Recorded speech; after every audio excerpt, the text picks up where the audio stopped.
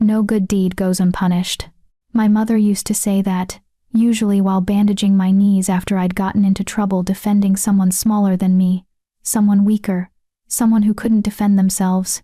I'd thought she was being cynical, bitter, wrong. I understand now.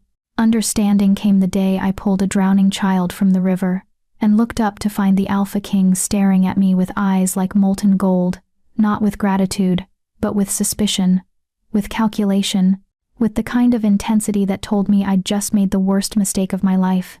The stories all promise the same thing, that heroism is rewarded, that saving a life creates an unbreakable bond, that courage lifts you up rather than drags you down.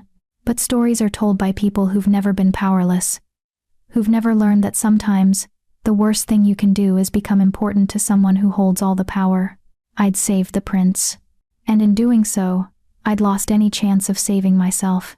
Before we begin, if you love forbidden romance, enemies to lovers tension, and stories where courage defies impossible odds, you'll love my book Rejected by the Alpha, a glow-up revenge romance that will keep you reading all night. Link in the description below. Now, let's dive into tonight's story. Chapter 1. The Drowning. The river had no mercy that day. I'd come to understand that about water over the years, how it could look gentle, almost benevolent in the afternoon light, its surface catching gold from the sun like scattered coins. But beneath that pretty surface, currents moved with purpose and malice, ready to drag down anything foolish enough to trust the illusion of calm. I should have known better than to walk this close to the Serpent's Bend. Everyone knew the river turned treacherous here, where it curved around the ancient willows whose roots reached down like grasping fingers. But the tavern where I cleaned floors and washed dishes sat just beyond the tree line, and this path cut my morning walk by half. Time mattered when you were worthless, when every moment of your existence had to justify the space you took up in the world. The scream cut through the air before I saw anything, high-pitched, desperate, a child's voice swallowed by terror. My feet were moving before my mind caught up, branches whipping against my arms as I crashed through the undergrowth. The riverbank came into view, and there, being pulled downstream by the current, a small figure thrashed in the water. A boy, maybe 6 or 7 years old. His dark hair was plastered to his skull, one arm reaching up toward the sky, as if he could grab hold of the air itself and pull himself to safety. I didn't think. Thinking was a luxury for people who had something to lose. I kicked off my worn boots and dove. The cold hit me like a fist to the chest, stealing my breath, filling my nose and mouth with the taste of silt and old leaves. The current was stronger than I'd anticipated, furious, relentless, trying to pull me under and away. But I'd grown up near water. I knew how to read its moods, how to use its strength against itself. I angled my body, let the current carry me toward where the boy had gone under. 3 seconds, 5. My lungs began to burn. Then I saw him, a flash of small pale hands beneath the brown water, already going slack. I grabbed his shirt and kicked hard toward the surface. We broke through together, his weight a dead anchor in my arms. He wasn't breathing.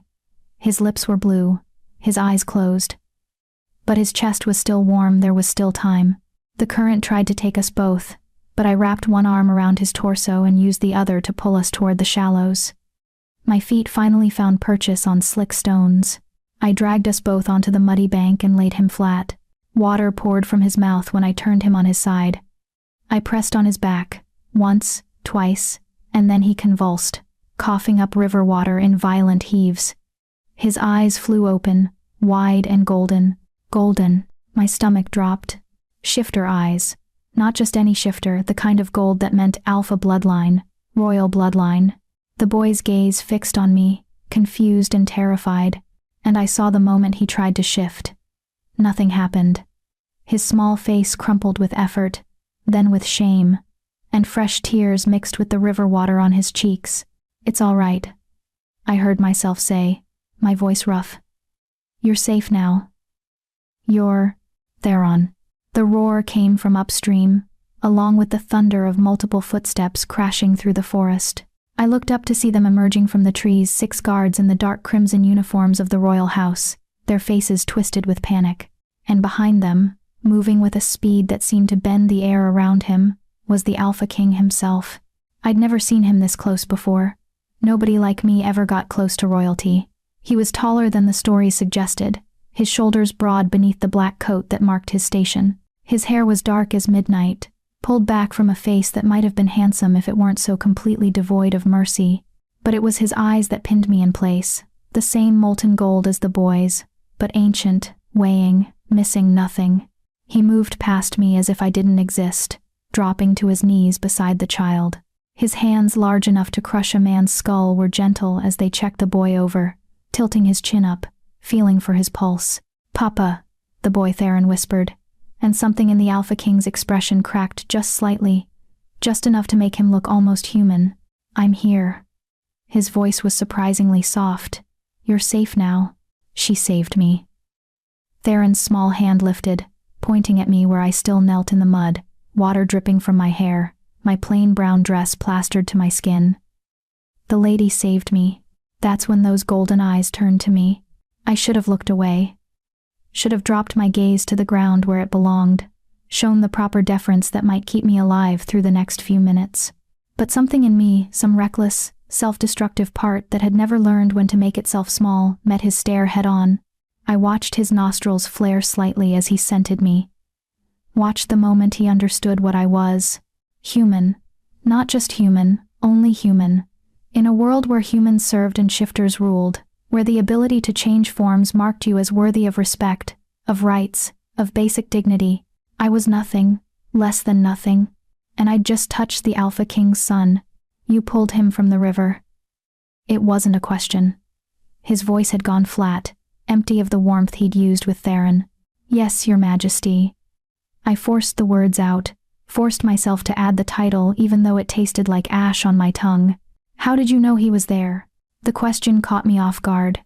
I'd expected anger, maybe accusation had I pushed the boy and myself, hoping to be seen as a hero. That's what they'd think.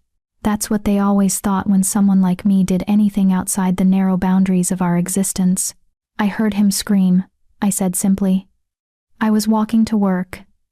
I didn't think. I just didn't think." He repeated my words slowly, as if tasting them for lies. "You just happened to be here.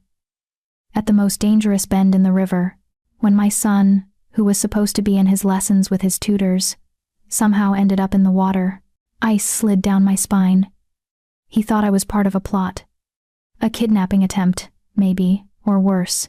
I work at the Copper Griffin Tavern," I said, hearing the edge of desperation creeping into my voice. "Ask anyone there. I take this path every morning. I would never." "Papa, she's telling the truth," Theron's small voice interrupted. He'd pushed himself to sitting, was clutching his father's arm with both hands. I snuck away. I wanted to see the river. I wasn't supposed to be here. Nobody knew. His voice dropped to a whisper. "Please don't punish her. She saved me." The Alpha King's jaw tightened. For a long moment, he just stared at me, and I had the uncomfortable sensation of being dissected, laid bare, every secret and shame exposed under that golden gaze. Then he stood, pulling Theron up with him. One of the guards immediately stepped forward with a blanket, wrapping it around the boy's shivering shoulders. "What's your name?" the king asked. "Katherine. I didn't add a family name. I didn't have one worth speaking. Katherine." He tested it, his tongue making it sound like something sharp. "You will come with us." Terror spiked through me. "Your Majesty, that wasn't a request." He turned to his guards. "Escort her to the palace. See that she's properly clothed and fed. She is not to leave the grounds until I've decided what to do with her." Decided what to? I started to stand, but one of the guards was already at my side, his hand firm on my elbow. Not quite gentle, but not quite rough either. Confused, maybe, about how to treat someone who just saved the heir to the throne but was also clearly beneath his station. "You saved my son's life." The Alpha King's voice was quiet now, almost dangerous in its softness. "That creates a debt. And debts, Katherine, must be paid." He scooped Theron into his arms and turned away, striding back toward the forest path. The other guards fell into formation around them, leaving just two to flank me. I looked down at my bare feet in the mud, at the soaked dress that clung to my skin, at the sorry state of my existence made suddenly visible in the harsh light of royal attention. I'd saved a life today. Somehow, I had the terrible feeling I'd just sealed my own fate instead. Chapter 2. The Gilded Cage. The palace rose from the hillside like a crown of white stone and silver spires, so beautiful it almost hurt to look at directly. I'd seen it from a distance before. Of course, everyone in the lower city had. It dominated the skyline, a constant reminder of the hierarchy that governed our lives. Shifters above, humans below, alphas at the top, and the rest of us scrambling for whatever scraps fell through the cracks. But seeing it up close was different. The walls seemed to glow in the afternoon light, carved with intricate patterns that must have taken decades to complete. Gardens sprawled across the grounds, meticulously maintained, full of flowers I couldn't name. Fountains sang with clear water, so much water, wasted on beauty, when people in the lower city sometimes went days without enough to drink. The guards led me through a side entrance, away from the grand front gates where I assumed important people arrived. We moved quickly through corridors that seemed to stretch forever, past servants who stopped and stared at my bedraggled appearance, my bare, muddy feet leaving prints on floors so clean they reflected the light like mirrors. No one spoke to me, not the guards, not the servants we passed. I was a curiosity, perhaps, or a problem to be solved. Either way, I didn't warrant conversation. They finally stopped at a door in what seemed to be a residential wing, far from the main palace, I guessed, but still more luxurious than anywhere I'd ever been. One of the guards knocked, and a moment later, a woman opened it. She was older, maybe 50, with steel-gray hair pulled back in a severe bun and eyes that assessed me with the efficiency of someone used to managing problems. "This is the one?" she asked the guards. "His Majesty's orders. She's to be cleaned, clothed, and kept here until he sends for her." The woman's expression didn't change, but something flickered in her eyes. Pity, maybe, or concern. "I see. Leave her with me." The guards departed without another word, and I was left standing in the doorway, dripping river water onto yet another expensive floor. "Come in," the woman said, not unkindly. "Before you catch your death. I'm Margot. I manage the household staff." She paused. "What's your name, girl?" "Katherine." "Well, Katherine, let's get you sorted." She led me through a sitting room into a bathing chamber that made me stop and stare. I'd never seen anything like it.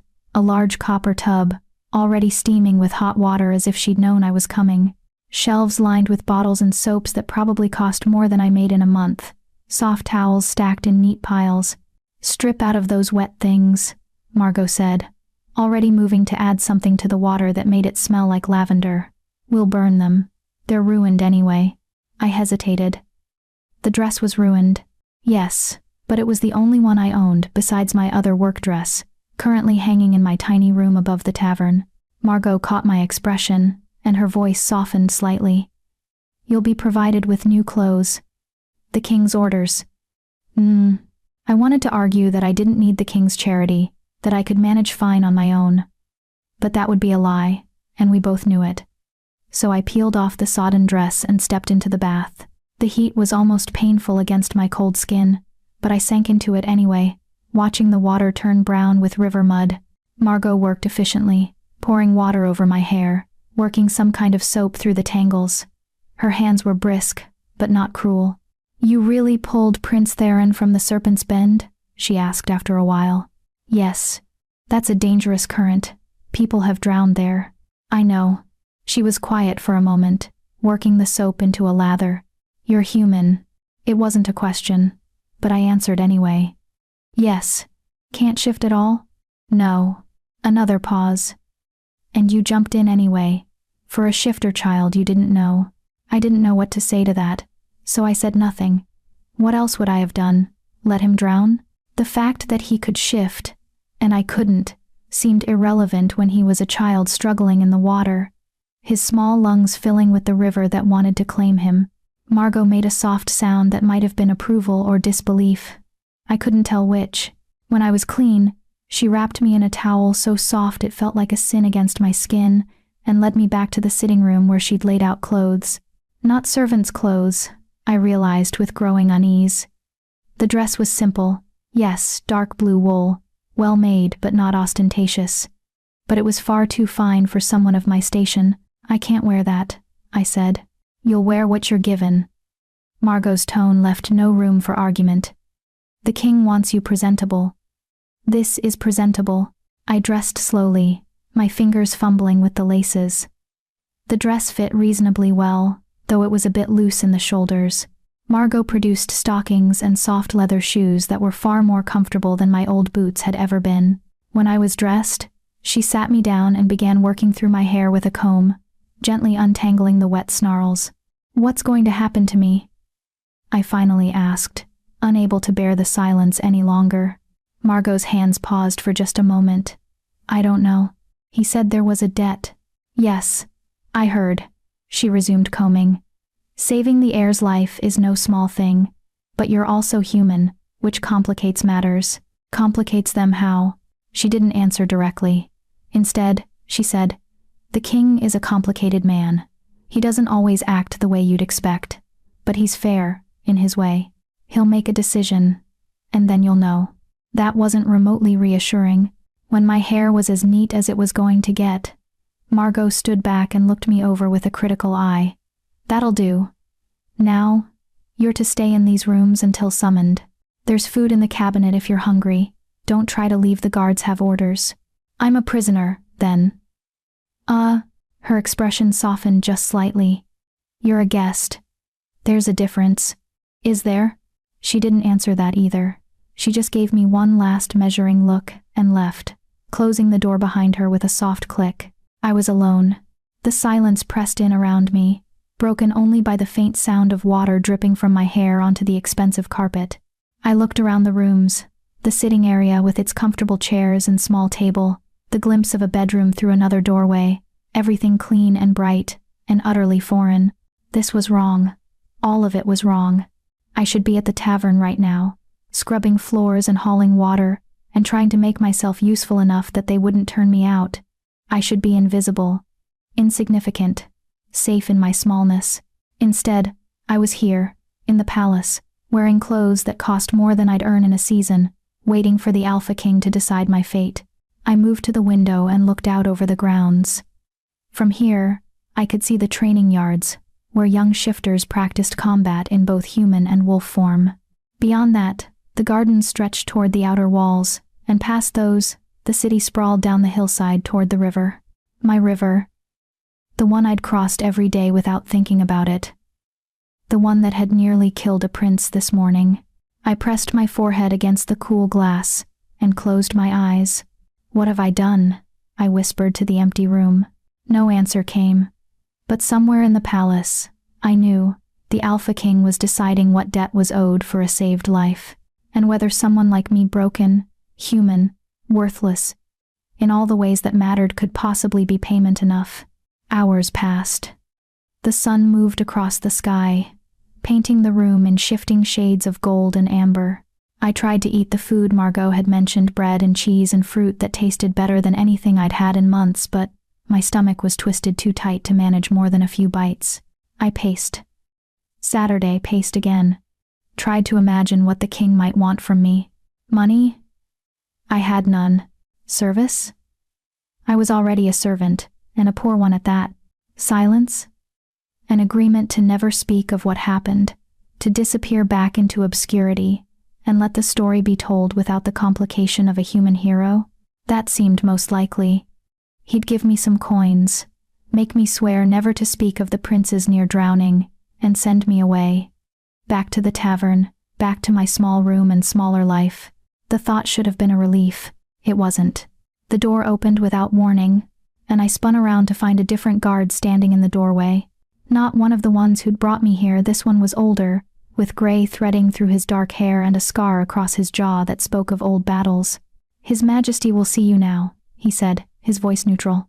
My heart hammered against my ribs. "Where?" "His private study. Come with me." I followed him back through the maze of corridors, trying to memorize the path and failing completely. Everything looked the same, beautiful, pristine, utterly disorienting. We climbed a set of stairs, turned down another hallway, and finally stopped at a heavy wooden door carved with wolves running beneath a full moon. The guard knocked once, then opened the door, and gestured for me to enter. I stepped inside, and the door closed behind me with a finality that made my breath catch. The study was smaller than I'd expected, lined with bookshelves that stretched from floor to ceiling.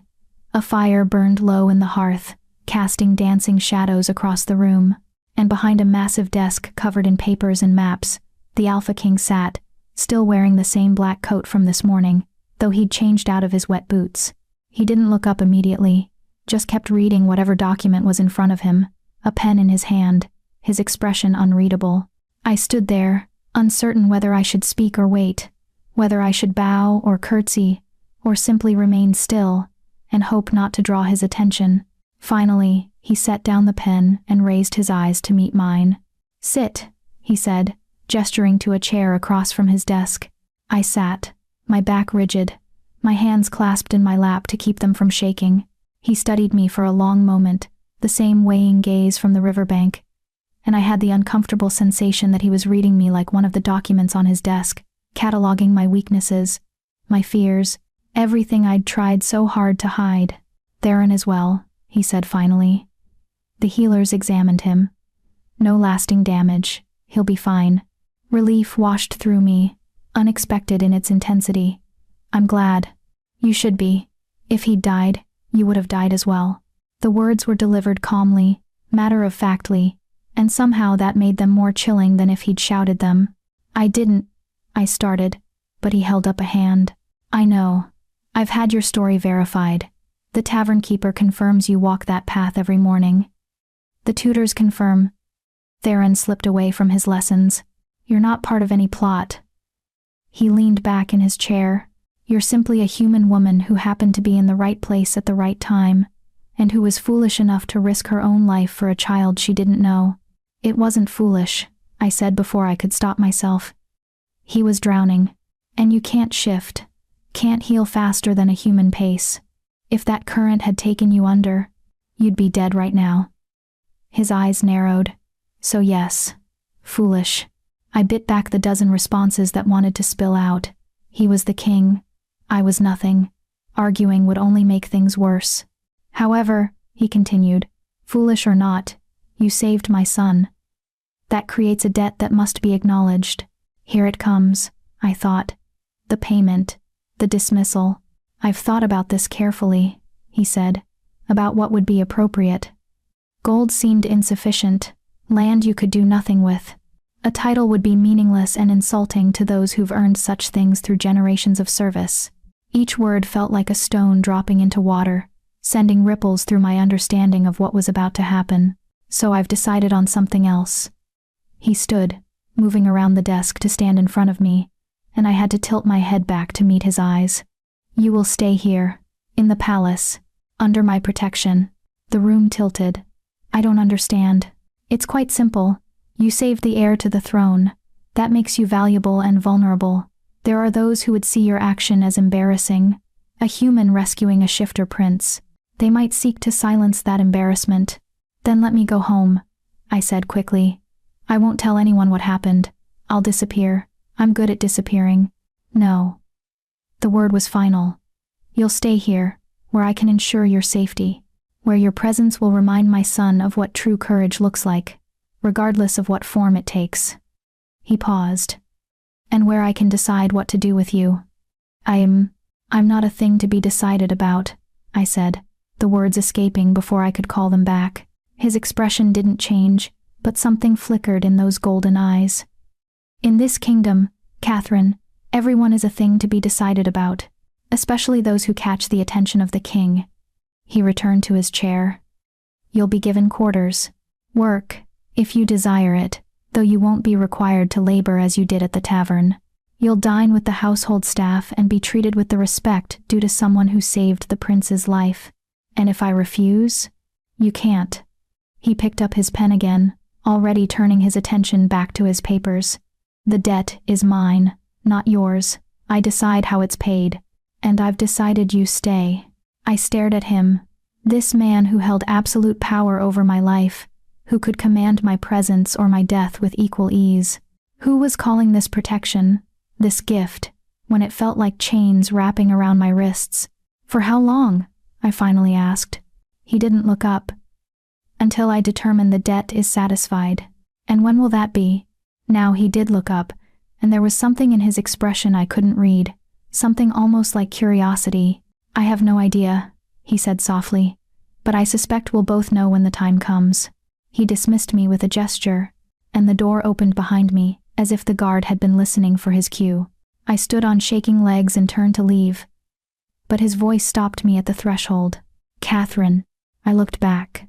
Thank you, he said, and for just a moment, the king disappeared and I saw only a father whose son had nearly died. For saving him, whatever else happens, know that I am grateful. I nodded, not trusting my voice, and left.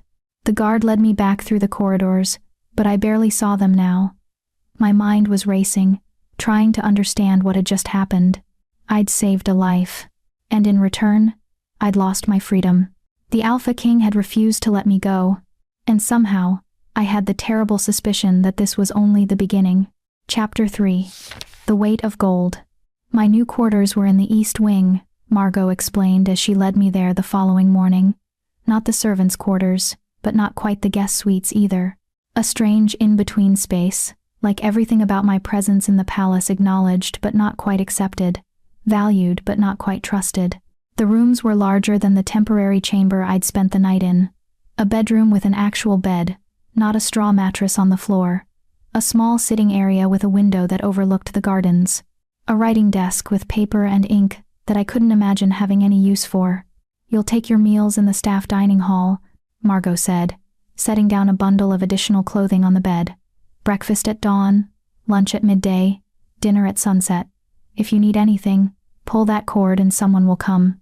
She pointed to a braided rope hanging near the door, and I had to suppress a laugh. The idea that I could summon a servant, that anyone would come running because I'd pulled a cord, it was absurd. What am I supposed to do? I asked. All day, I mean. The king said I didn't have to work, but I can't just sit here.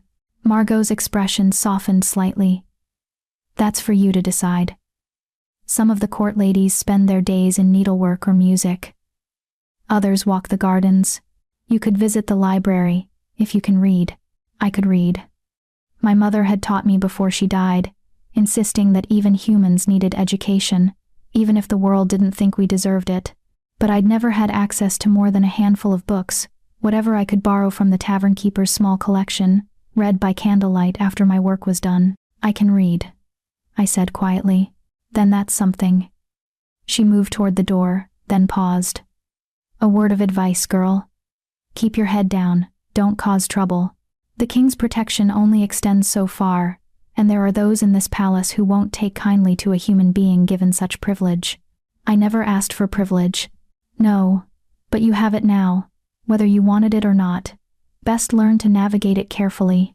She left, and I was alone again with my thoughts in my new prison. The first 3 days passed in a haze of disorientation. I attended meals in the staff dining hall as instructed, sitting at the long tables with chambermaids and kitchen workers and stable hands. They were polite but distant, their conversations dying when I approached, resuming in whispers after I'd passed. I caught fragments. The human who saved the prince, king's pet project, won't last a month. I tried to make myself useful, offering to help with tasks, but was gently redirected each time. You're not staff. A chambermaid named Iris told me not unkindly. You're something else. Something else. Neither servant nor guest, neither shifter nor quite free. I spent hours in the library, a cavernous room filled with more books than I'd ever imagined existed. I ran my fingers along their spines, reading titles about history and philosophy and distant lands I'd never see. I pulled down volumes at random and lost myself in their pages, grateful for the escape they provided from the strangeness of my new reality. It was there, on the 4th day, that Prince Theron found me. I didn't hear him approach. He moved with the unconscious grace all shifters possessed, even the young ones. I only became aware of his presence when a small voice said, "You're the lady from the river." I looked up from my book to find him standing a few feet away, his golden eyes wide and curious. He was dressed in fine clothes now, his dark hair neatly combed, looking every inch the prince he was, but there was something uncertain in his expression, almost shy. I I said carefully, not sure what protocol demanded. Should I bow? Call him Your Highness? I settled for closing my book and giving him my full attention. I wanted to thank you, he said, taking a step closer. For saving me. Papa said I should have done it sooner, but the healers wouldn't let me leave my rooms until today. You don't need to thank me. I'm just glad you're all right. He moved closer still, peering at the book in my hands. What are you reading? I showed him the cover. A collection of folk tales, from the Northern Territories. Can you read well? There was genuine curiosity in his voice, not condescension. Yes, my mother taught me. My tutors teach me reading too, but they're boring. He wrinkled his nose. They make me read histories and treaties and things about governance. Never stories. Despite myself, I smiled. Histories can be stories, if you look at them the right way. Really? Really, every war, every treaty, every rise and fall of kingdoms, they're all full of people making choices, facing impossible odds, trying to survive or thrive or change the world. That's what stories are made of. Theron's face lit up with interest. I never thought of it like that. We talked for a while longer, about books and stories, and the difference between learning something because you had to, and learning it because you wanted to. He was bright, quick-minded, asking questions that showed real thought behind them. And there was something else, a loneliness that I recognized, because I carried it too. Theron. The voice cut through our conversation like a blade, and we both turned to see the Alpha King standing in the library doorway. He'd come silently, and I wondered how long he'd been there, listening. His expression was unreadable as he looked between his son and me. Papa. Theron's face brightened. The lady was telling me about stories and histories. She's very clever. I'm sure she is. The king's eyes fixed on me, and I felt that familiar sensation of being assessed, measured, found wanting or interesting, I couldn't tell which. But you have lessons, and you're late. Can I come back? Theron asked, looking at me hopefully. To talk more about stories? I glanced at the king, uncertain. This felt like dangerous territory, spending time with the prince, forming any kind of relationship with him. That's up to your father, I said carefully. The Alpha King was quiet for a long moment, his gaze still locked on mine. Then, unexpectedly, he nodded. If Katherine is willing, you may visit her in the library. But only after your lessons are complete, and only for an hour each day. Theron beamed. Thank you, Papa. He ran to his father, who rested a hand briefly on his son's shoulder before sending him off with one of the guards who'd appeared in the doorway. And then, it was just the two of us, alone in the vast library. The king stepped inside, and I stood automatically, clutching the book to my chest like a shield. You're good with him, he said, surprising me. He's easy to talk to, he's curious. He's lonely. The king moved to the window, looking out over the grounds. Being the heir comes with isolation. Other children, even other young shifters, treat him differently. They see the crown before they see the boy. I didn't know what to say to that, so I said nothing. You treat him like a child, the king continued. Not a prince. I suspect that's rare for him. I treat him like a person, I corrected quietly. Because that's what he is. The king turned to look at me, and something flickered across his face. Amusement, maybe, or respect. You don't fear me much, do you? I'm terrified of you, I admitted, but fear doesn't change what's true. He made a sound that might have been a laugh, though it held no humor. Most people let their fear change everything. They tell me what they think I want to hear, show me what they think I want to see. He paused. You don't do that. Would you prefer I did? No. The answer came quickly, firmly. No, I wouldn't. Silence stretched between us. Not quite comfortable, but not entirely hostile either. Why am I really here? I asked suddenly, the question that had been building in me for days finally breaking free. You said it was for my protection, but I don't believe that. You could have given me gold, sent me far away where no one would find me. Instead, you brought me here, into your home, where everyone can see me, where I'm a constant reminder of. I stopped, uncertain how to finish. Of what? He prompted. Of weakness. A shifter prince saved by a human. That can't be the story you want told. He studied me for a long moment, and I had the uncomfortable sensation that he was deciding something important. You're right, he said finally. That's not the story I want told. He moved closer, and I forced myself not to step back. The story I want told is different. It's about courage, regardless of form. About worth beyond the ability to shift. About a kingdom that values all its people, not just those born with power. I stared at him. That's not how this kingdom works. No, it's not. His eyes held mine. But perhaps it should be. And perhaps having you here visible, valued, proof that humans can be heroes too, is the first step toward changing that story. You're using me, I said, the realization settling in my stomach like a stone. I'm not here because you're grateful. I'm here because I'm useful. Yes. He didn't deny it, didn't try to soften it. But that doesn't make the gratitude less real, or the debt less genuine. You saved my son. Everything else, the politics, the symbolism, the message it sends that's secondary to that simple truth. I didn't know whether to be angry or relieved by his honesty.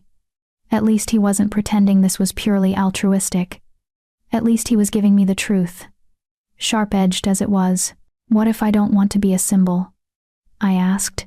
Then you'll be an uncomfortable symbol, he said, but you'll be a symbol nonetheless.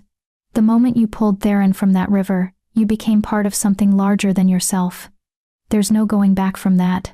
He moved toward the door, then paused. My son likes you. That's rare and precious. Don't take it lightly. I don't, I said quietly. I know what loneliness looks like. Something in his expression shifted, softened, maybe, though it was hard to tell. Yes, I suspect you do. And then he was gone, leaving me alone with my borrowed books and my new understanding of exactly what kind of cage I'd been placed in. Not a cage of bars and locks. A cage of purpose and politics. Of being needed for what I represented, rather than who I was. I sat back down, but the words on the page blurred and refused to make sense. Instead, I stared out the window at the gardens below, at the beauty and privilege that surrounded me, and wondered how something that looked so much like salvation could feel so much like drowning. The days fell into a pattern after that. Mornings in the library, reading until my eyes ached. Afternoons when Theron would visit, and we'd talk about stories and histories, and all the questions that filled his quick mind. Evenings alone in my quarters, watching the sun set over the city, and trying not to think about the tavern, about my small room, about the life I'd left behind. I saw the Alpha King rarely glimpses in corridors, his voice carrying from the training yards, once across the dining hall when he took a meal with his advisors. He never approached me again, never sought me out, but I could feel his attention like weight, like I was being watched and measured even when he wasn't present. The other servants grew slightly warmer toward me, though there was still distance there. Iris, the chambermaid, occasionally sat with me at meals and shared palace gossip in careful, edited portions. The head cook started saving me the best portions of bread, claiming they'd just burn otherwise. Small kindnesses that reminded me not everyone saw me as an intruder.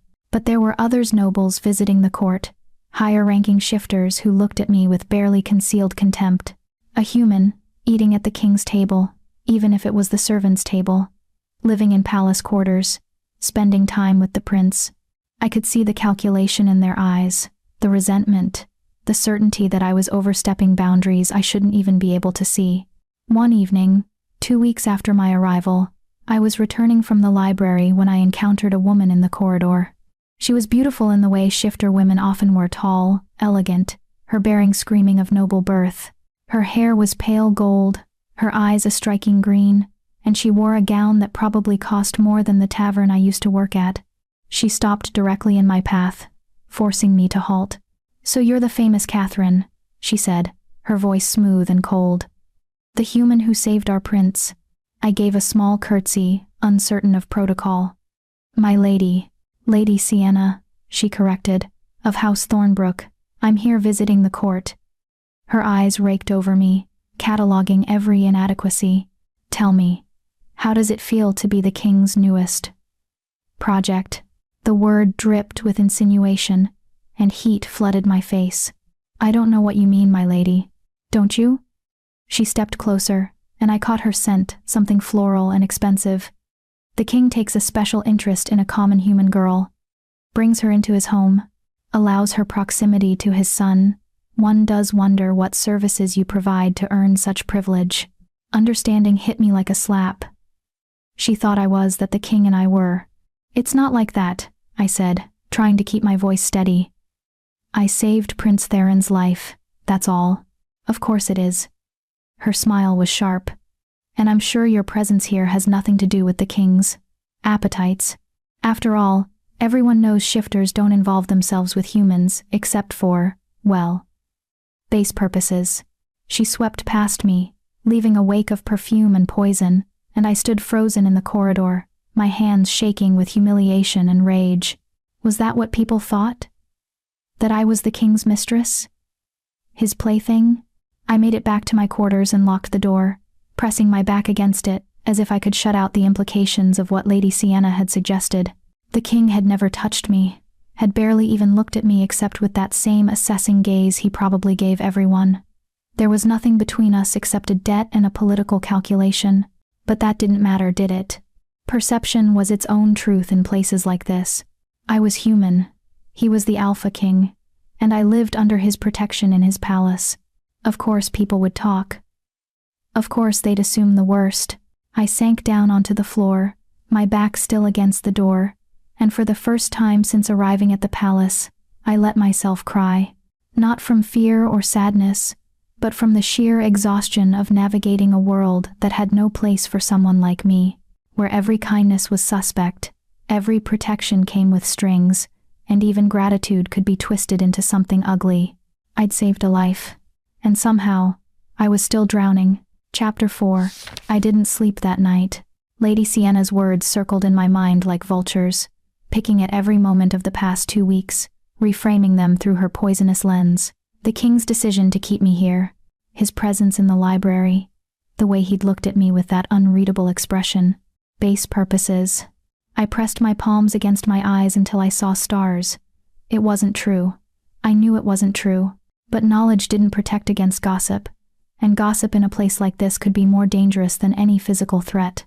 When dawn finally came, I was hollow-eyed and raw. I skipped breakfast, unable to face the dining hall, and the stairs I was certain would follow me now. Instead, I went to the library early, hoping to lose myself in pages before Theron's visit. But I couldn't concentrate. The words blurred together, meaningless. I kept seeing Lady Sienna's knowing smile, hearing the implication in her voice. "You look terrible." I jerked my head up to find Theron standing in the doorway, his young face creased with concern. "I didn't sleep well," I said, trying to smooth my expression into something less haunted. He came closer, tilting his head in that distinctly canine way. "You smell sad. And angry." I'd forgotten that shifters could scent emotions. Another vulnerability I couldn't hide. "I'm fine, Theron. Really. You're lying." He sat down across from me, his golden eyes too knowing for a 7-year-old. "Did someone hurt you?" "No, not physically." "Then how?" I hesitated. "How did you explain court politics to a child? How did you tell a prince that his father's kindness toward you had been twisted into something ugly by people who saw only status and power?" "Sometimes," I said carefully, "people say things that hurt, without ever raising a hand. They make assumptions about you based on what you are, not who you are." Theron frowned. "Because you're human?" "Yes. That's stupid." Despite everything, I almost smiled. "Maybe, but it's how the world works. Then the world is stupid too." He said it with such conviction, such absolute certainty, that something in my chest loosened slightly. "Your father is trying to change that," I said. "I think, in his way. Papa is very good at changing things." Theron leaned forward. "He changed the laws about human laborers last year, made it so they couldn't be beaten for minor mistakes. Some of the nobles were angry about it, but he did it anyway. I hadn't known that. The tavern keeper had never mentioned it, though perhaps the changes hadn't reached the lower city yet, or perhaps they had. and I'd been too buried in my own survival to notice larger shifts. "He's a good king," I said. "He's lonely too," Theron said quietly. "Like me. Like you." The observation was so unexpected, so perceptive, that I didn't know how to respond. "My mother died when I was born," Theron continued, his voice matter-of-fact in the way children discussed tragedy they'd never fully felt. "Papa loved her very much. He doesn't talk about her, but I can tell. He looks at her portrait sometimes, in his study, when he thinks no one is watching." My throat tightened. I'd assumed the queen had died, given there was no mention of her, but hearing it confirmed and understanding the weight the king carried shifted something in my perception of him. "I'm sorry," I said softly. "It's okay. I never knew her, so I can't miss her. But Papa does. And I think that's why he's—" Theron paused, searching for words. "Why he's careful. With people. He doesn't let anyone close because he's afraid they'll leave too."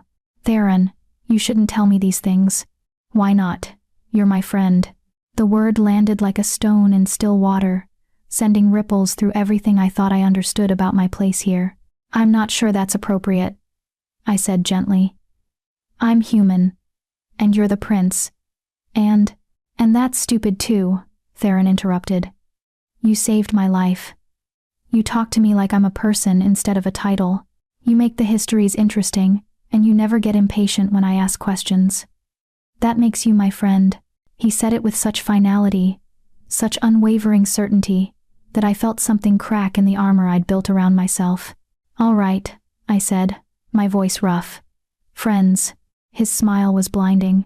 We spent the next hour as we usually did, discussing the book I'd been reading, a collection of myths from the Eastern kingdoms. But something had shifted. There was an ease between us now, a trust that hadn't quite been there before. When his tutor came to collect him for afternoon lessons, Theron paused at the door. "Katherine, don't listen to the mean people. Papa chose to keep you here because you're brave and good. That's all that matters." He left before I could respond, leaving me alone with a throat full of unshed tears and a strange, fragile warmth in my chest. I didn't expect to see the Alpha King that evening. I was in the gardens, walking the paths as the sun set, and painted everything in shades of amber and rose. It was becoming my habit this quiet hour before dinner when the grounds were mostly empty, and I could pretend, just for a moment, that I was free. "Katherine." His voice came from behind me, and I turned to find him standing on the path, still in his formal attire from whatever meetings had occupied his day. He looked tired, I realized. There were shadows under his eyes that I hadn't noticed before. "Your Majesty," I curtsied, remembering protocol even as my heart hammered. "Walk with me," he said, and it wasn't quite a command but wasn't quite a request either. I fell into step beside him, acutely aware of the impropriety, the Alpha King and a human woman, alone in the gardens, as darkness fell, more fuel for the gossip fires. We walked in silence for a while, following the winding paths between flowering bushes I couldn't name. "Theron tells me you've been teaching him to see stories and histories," he said finally. "I wouldn't say teaching, just offering a different perspective. He's excited about his lessons for the first time in months. His tutors are bewildered." There was the faintest hint of amusement in his voice. "Apparently he asked them today to explain the Treaty of Ashford, as if it were an adventure story." Despite my tension, I smiled. "I hope they obliged. They tried. According to Theron, they failed miserably." He paused at a fountain, watching the water catch the last of the light. "You're good for him. I wanted you to know that." "He's good for me too," I admitted. "He reminds me that kindness still exists in the world." The king turned to look at me then, really look at me, and I saw something flicker in his expression. "You've encountered unkindness here." It wasn't a question. Of course he knew. He probably knew everything that happened in his palace. "Nothing I can't handle," I said carefully. "That's not what I asked." I met his gaze, saw the expectation there. He wanted the truth, even if it was uncomfortable. "Lady Sienna," I said quietly. She implied things. "About why you've kept me here, about what services I might be providing to earn my place." His jaw tightened, the only visible sign of his anger. "I see. It doesn't matter," I said quickly. People will talk regardless of the truth. I know nothing inappropriate has happened. That's enough. It's not enough. His voice had gone cold, deadly quiet. She insulted you. And by extension, she insulted me and my judgment. Please don't, I started, but he cut me off. Don't what? Defend your honor? Correct malicious gossip? He stepped closer, and I caught his scent, pine and smoke and something wild underneath. You're under my protection, Katherine. That means something. It means I'm a symbol, I said, Lady Sienna's poison still working in my veins. A political tool. You said so yourself. I said you were useful. I didn't say you were only useful. His eyes locked onto mine. You saved my son. That makes you precious beyond any political calculation. And anyone who suggests otherwise will answer to me. The intensity in his voice, in his gaze, made my breath catch. This wasn't the calculating king speaking. This was something raw, more personal. Why? I whispered. Why does it matter what they say about me? He was quiet for a long moment, and I watched something war in his expression, control against impulse, king against man. Because, he said finally, I know what it's like to be misunderstood. To have your every action analyzed and twisted by people who will never see you as anything but what they want you to be. He paused. And because my son considers you a friend, which means you're under the protection of this house in truth, not just in name. It was a careful answer, a political answer, but underneath it, I sensed something else, something he wasn't saying. I have a question, I said suddenly, surprising myself. If you'll permit it, ask. Why did you really keep me here? Not the official reason, not the political message, the real reason. He studied me for so long I thought he wouldn't answer. Then, I couldn't let you go. Why not? I don't know. The admission seemed to cost him something, but when I saw you on that riverbank, dripping wet and defiant, having just risked everything for a child you didn't know, I knew if I let you walk away, I'd spend the rest of my life wondering what I'd lost. The words hung between us, heavy with implications neither of us was ready to examine. That's not a good enough reason to keep someone prisoner, I said softly. No, it's not. He turned back to the fountain. But I'm the king, and I took what I wanted. That's what kings do. Is it what good kings do? He laughed, but there was no humor in it. I've never claimed to be good, only necessary. We stood there in the gathering dark, two people caught in something neither of us had intended, bound by a debt that was starting to feel like something else entirely. I should go, I said finally. Dinner will be served soon. Katherine. He caught my wrist as I turned, his touch gentle despite his strength. Ask me something. Anything. A question only you would think to ask. I looked down at his hand on my wrist, then back up at his face. Why? Because I want to hear how your mind works. Theron isn't wrong, you see things differently. I want to understand how. It was such an odd request, so unexpected from someone who held absolute power. But there was genuine curiosity in his eyes, and something else. Loneliness, maybe. The same loneliness Theron had named. All right, I said slowly. Answer me this. What can be promised but never kept, given but never held, and broken without ever existing? He blinked, clearly not expecting a riddle. Where did you learn that? My mother. She loved riddles. Said they taught you to think sideways, to see past the obvious answer to the truth underneath. I pulled my wrist gently from his grasp. So? Can you answer it? He frowned, thinking. I could almost see his mind working through possibilities, discarding them, searching for the logic. Trust, he said finally. No. Hope. No. Then what? I smiled, just a little. If I told you, it wouldn't be a riddle anymore. You'll have to figure it out yourself. Something sparked in his eyes, surprise, maybe, or delight at being challenged. You're not going to tell me. Not tonight. I stepped back, putting distance between us. But if you solve it, Your Majesty, then you'll understand something about how I see the world. I left him there in the garden, standing beside the fountain, with a frustrated expression that was almost boyish in its intensity, And for the first time since arriving at the palace, I went to bed feeling something other than trapped. I felt seen. The next few days brought a subtle shift in the palace dynamics. Lady Sienna departed suddenly, her visit cut short by the king's suggestion that she return to her holdings. The whispers said he'd been coldly furious during their final audience, though he'd made no public accusations. But the message was clear: speak against those under his protection, and you'd find your welcome at court very short indeed. The other nobles grew more careful around me after that. Not friendly, but cautiously respectful. As if I was something they didn't understand but had learned not to underestimate. Theron's visits to the library continued, but now he'd sometimes bring his father with him. The king would sit nearby, ostensibly reviewing documents, but I'd catch him listening to our conversations. Once, when I was explaining how the fall of the Western Empire could be seen as a tragic romance between two rival houses, I looked up to find him watching me with an expression I couldn't decipher. "You still haven't solved it," I said one evening when we found ourselves alone in the library again, Theron having been called away by his tutors. "The riddle?" He set down his papers. "I've tried 17 different answers." 17? I couldn't help my smile. "You've been counting?" "I've been obsessing," he admitted. "It's infuriating. Every time I think I have it, the answer doesn't quite fit." "Maybe you're thinking too literally. Then give me a hint."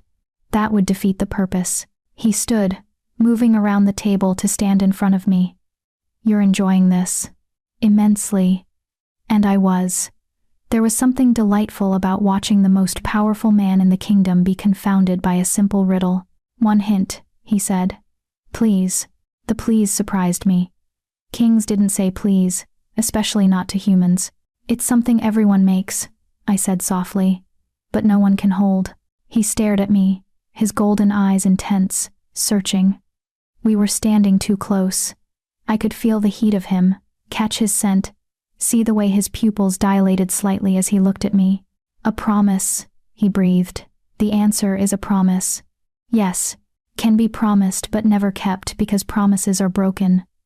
His voice was barely above a whisper now. "Given but never held because you can't physically grasp a promise. Broken without existing because a promise is just words, just intention, until it's fulfilled or betrayed." "Yes," I said again, and my own voice had gone rough.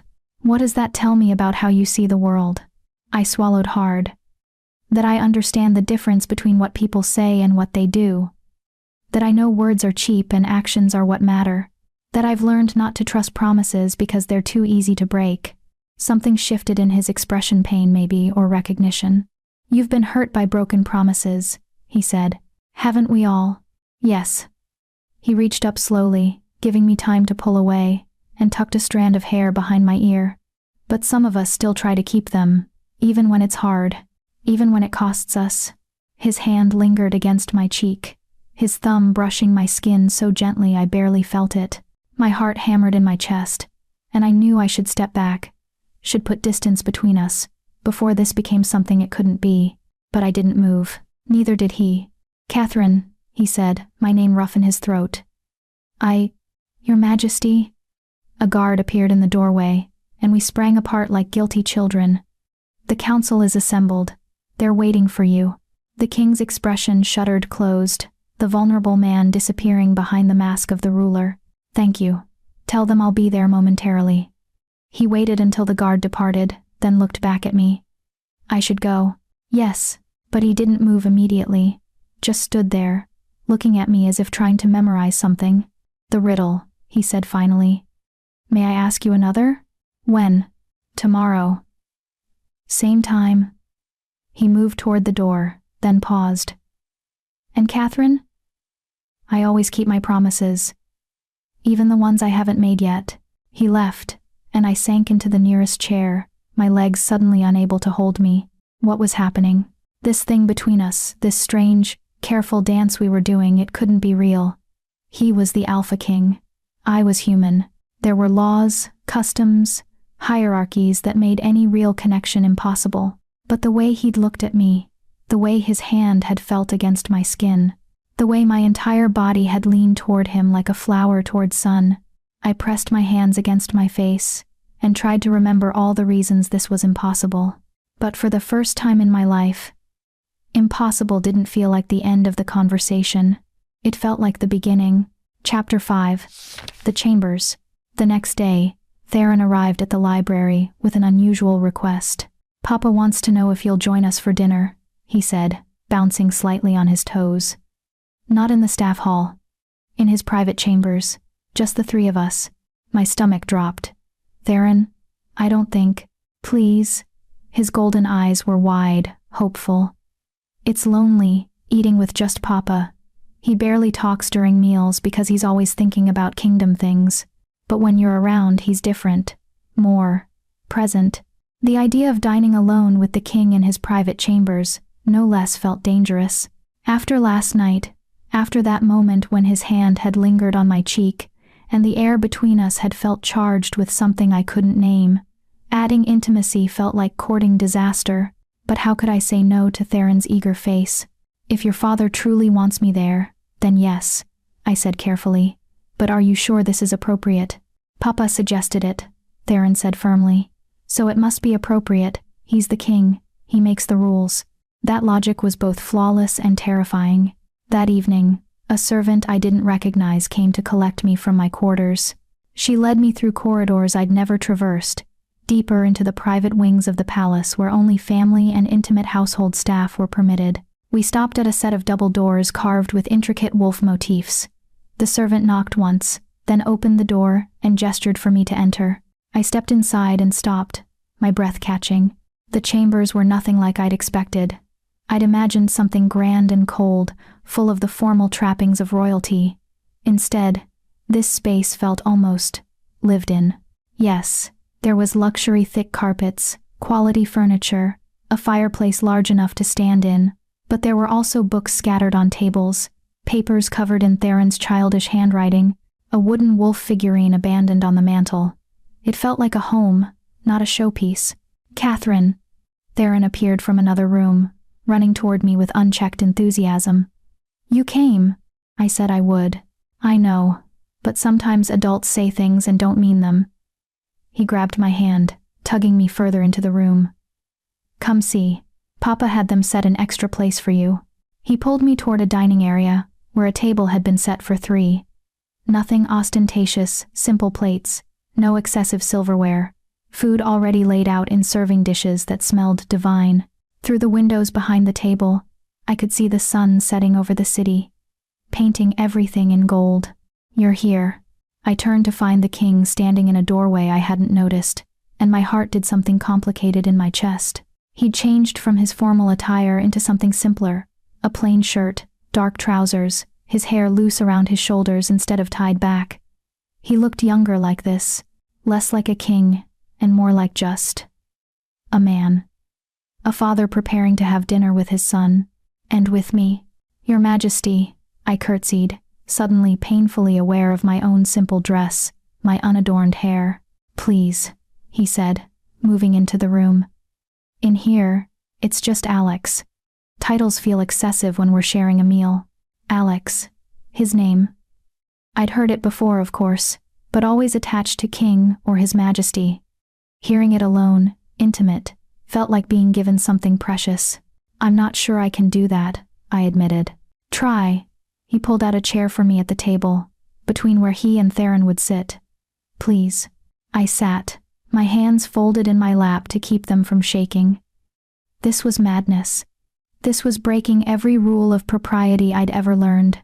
But Theron was already climbing into his own chair, chattering about his lessons that day, and Alex was serving food onto plates with the casual ease of someone accustomed to doing things for himself.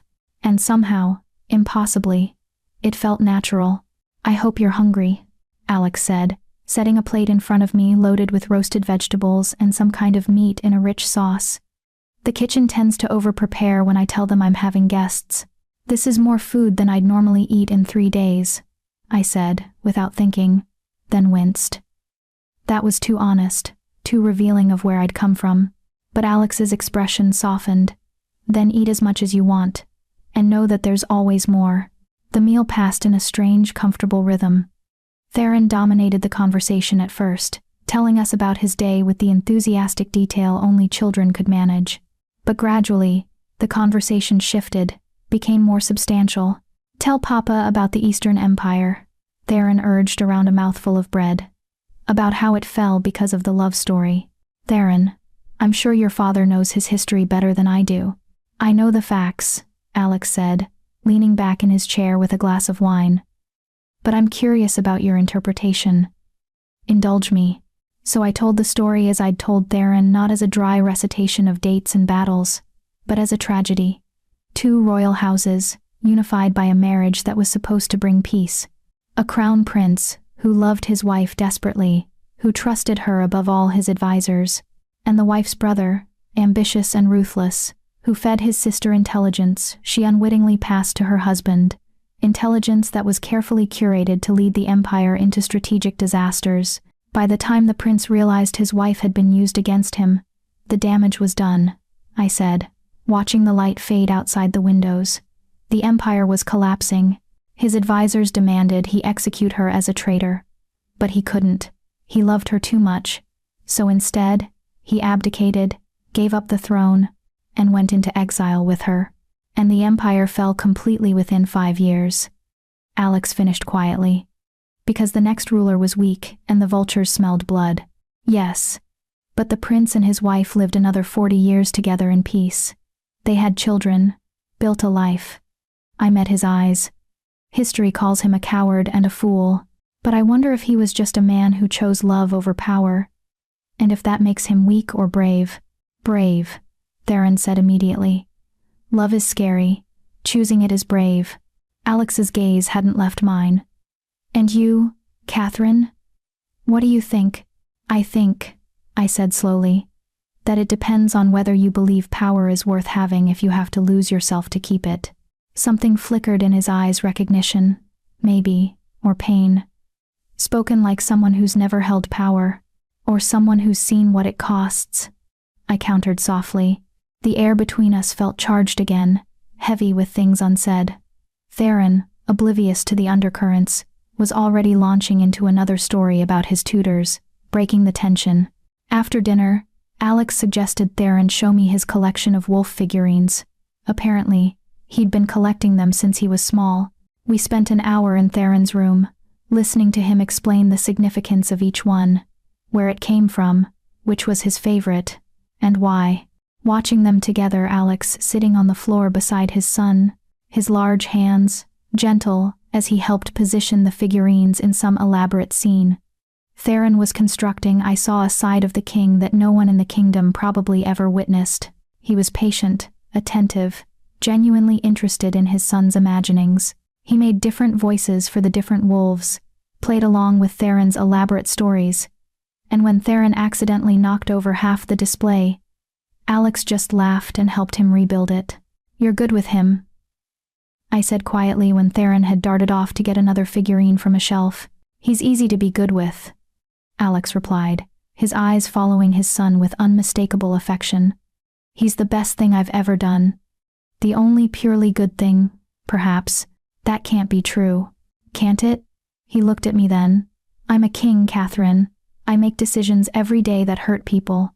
I enforce laws that are unjust because changing them would cause chaos. I maintain a hierarchy that elevates some and crushes others, because dismantling it entirely would lead to civil war." His voice was low, intense.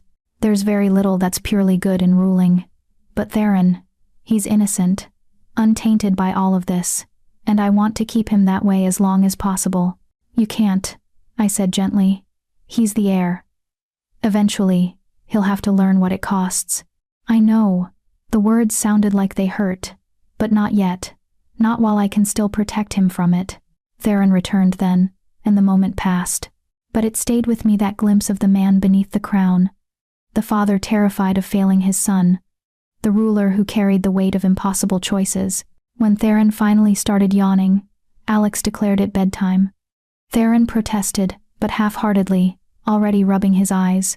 "Will you come back?" he asked me as Alex steered him toward his bedroom. "For dinner again?" I glanced at Alex, uncertain. "If Katherine is willing," he said, "then yes. This can be a regular occurrence." I'd like that. I found myself saying, and meaning it. After Theron was tucked in a process that involved Alex reading from a storybook until Theron's eyes finally closed, the king walked me back toward the main part of his chambers. "Thank you," he said when we were alone again.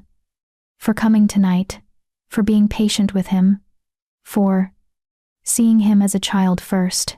That's not something you need to thank me for. Perhaps not, but I'm grateful nonetheless." He moved to a side table where a decanter of amber liquid sat. "Would you stay for a drink? Or would that be too inappropriate?"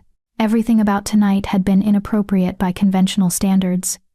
One more transgression seemed almost inconsequential. "One drink," I said.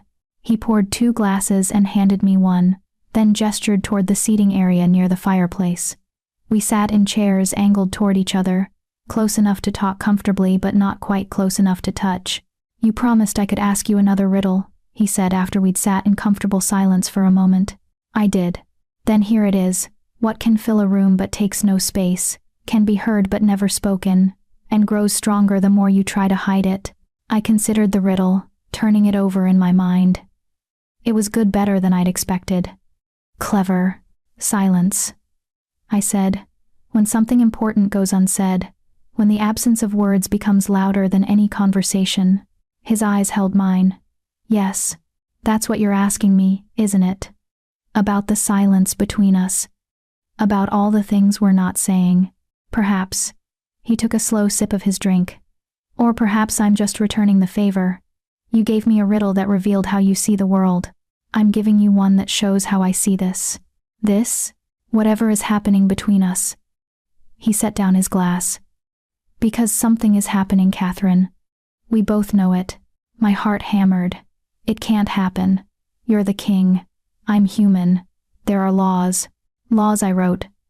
"Laws I can change. Social customs that would destroy us both. Your nobles already gossip. If anything actually happened between us, let them gossip." His voice was fierce. "Let them talk. I've spent my entire life making decisions based on what others thought. What was politically expedient.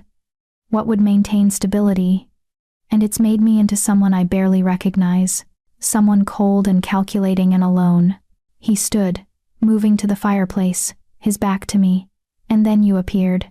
This human woman who jumped into a river without thinking, who speaks to my son like he matters beyond his title, who looks at me like I'm a man instead of a monarch, who challenges me with riddles, and makes me think about things I've been avoiding for years. Alex." His name felt strange on my tongue, intimate and dangerous. "I know all the reasons this is impossible," he continued, still not looking at me. "I know what it would cost politically. I know the scandal it would cause. I know that my nobles would revolt, and the other kingdoms would see it as weakness, and everything I've built could crumble." He turned then, and the look on his face stole my breath. "But for the first time in 7 years since my wife died and left me alone with a kingdom and an infant son, I want something for myself. Not for the crown, not for the succession, just for me." I stood because sitting felt impossible, moved toward him because staying away felt worse. "What do you want?" "I don't know yet." He reached out, his hand hovering near my face but not quite touching. "But I think it starts with this. With honesty. With admitting that when I see you, something in me that's been dead for years stirs back to life. You barely know me. I know you're brave and kind and clever. I know you value truth over comfort. I know my son trusts you, and Theron's instincts about people are never wrong." His hand finally made contact, cupping my cheek. "And I know that when I'm near you, I remember what it feels like to want something beyond duty. I should pull away. Should remind him of all the reasons this was impossible. Should protect us both from the inevitable disaster this would become. But I didn't. Instead, I leaned into his touch, let my eyes close for just a moment. "I'm terrified," I whispered. "So am I. You're the king. You're not supposed to be afraid of anything." "Then I'm a poor king. Because right now, standing here with you, I'm more afraid than I've been in years." His thumb brushed my cheekbone. "Afraid I'll do something that hurts you. Afraid I'll let you go and regret it forever. Afraid that this feeling is real, and afraid that it's not." I opened my eyes, met his golden gaze. "Ask me another riddle." "What?" "Ask me another riddle." Not to answer now, but to think about. To give us both time to figure out what this is. Understanding dawned in his expression, followed by something that looked like relief. You're giving us a reprieve. I'm giving us a chance to think clearly, without. I gestured between us, at the charged air, the proximity, the way my entire body was leaning toward his. Without this clouding our judgment. He nodded slowly, then stepped back, giving me space to breathe. All right, here's your riddle. What begins with fear, survives on faith, and ends with either freedom or ruin. I stared at him, understanding the true question underneath. You want me to figure out what we're doing, what this could become. I want you to decide if it's worth the risk, he said quietly. For both of us. Because once we cross certain lines, Katherine, there's no going back. And I need to know you understand what you'd be choosing. And what would I be choosing? Me. This life. The scrutiny and the gossip and the constant political maneuvering. Being seen as a weakness, as something to exploit or destroy. Never being fully accepted, always walking the line between two worlds and belonging fully to neither. He met my eyes. I won't lie to you about what this would cost. It would be hard, possibly impossible, and I need you to know that before we take another step forward. The honesty of it, the way he was laying out the brutal reality instead of making false promises, made my throat tight. The riddle, I said, my voice rough.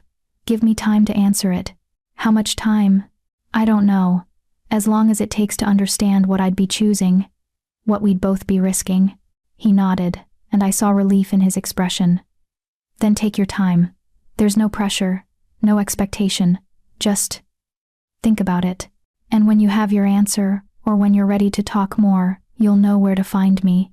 I moved toward the door, needing distance, needing air, needing space to think. But I paused at the threshold and looked back. The answer to your riddle about silence, I said. It's not just about things unsaid. It's about fear. About being afraid that if you speak the truth, it will change everything. Yes, he said softly. And sometimes change is terrifying because you don't know if what comes after will be better or worse than what you have now. But staying silent guarantees nothing changes at all. Exactly. I held his gaze for one more heartbeat, then slipped out the door before I could do something foolish. Like stay, like tell him that I already knew my answer to his riddle, had known it the moment he'd touched my face with such careful tenderness. Like admit that I was already falling toward ruin, and I couldn't bring myself to care. Chapter 6. The next 3 weeks passed in a strange limbo. I continued my routine mornings in the library, afternoons with Theron, evenings alone in my quarters. But twice a week, I joined them for dinner in Alex's private chambers. Those evenings became the anchors of my existence, the moments I found myself counting down to with an anticipation that terrified me. We didn't speak of that night, of what he'd said, what he'd offered, the riddle that hung between us like a promise or a threat. Instead, we talked about safer things. Theron's progress in his lessons, interesting passages from books I'd been reading, the small politics of managing a kingdom that Alex would share in carefully edited versions. But underneath the surface conversations, something grew, an awareness, a pull. I'd catch him watching me with an expression I couldn't name. He'd lean closer than necessary when pointing out something in a book. Our fingers would brush when passing dishes at dinner, and the contact would linger a heartbeat too long. Theron noticed, I think. Children always noticed. But he seemed delighted by it, chattering about how happy it made him that his two favorite people were becoming friends. Friends, such an inadequate word for what was building between us. I still hadn't answered his riddle, partly because I was afraid of my own answer, partly because once I spoke it aloud, everything would change, and I wasn't sure either of us was ready for that change. But the universe, it seemed, had its own timeline. I was in the library late one afternoon, so absorbed in a text about ancient treaty negotiations that I didn't hear anyone approach until a voice said, "You're always here." I looked up to find a man I didn't recognize standing a few feet away. He was tall, well-dressed in the manner of nobility, with dark hair shot through with silver and eyes that assessed me with cold calculation. "The library is open to all residents of the palace," I said carefully, marking my place and closing the book. Residents. such a generous term for someone in your position. He moved closer, and something in the way he carried himself set alarm bells ringing in my mind. Tell me, what exactly is your position? The king has been remarkably unclear about your purpose here. I saved Prince Theron's life. His Majesty offered me protection and hospitality in gratitude. How convenient. The man circled around to the other side of the table, effectively trapping me in my seat. 3 weeks of protection. That seems excessive for a simple rescue, doesn't it? I wouldn't know. I'm not familiar with royal protocols.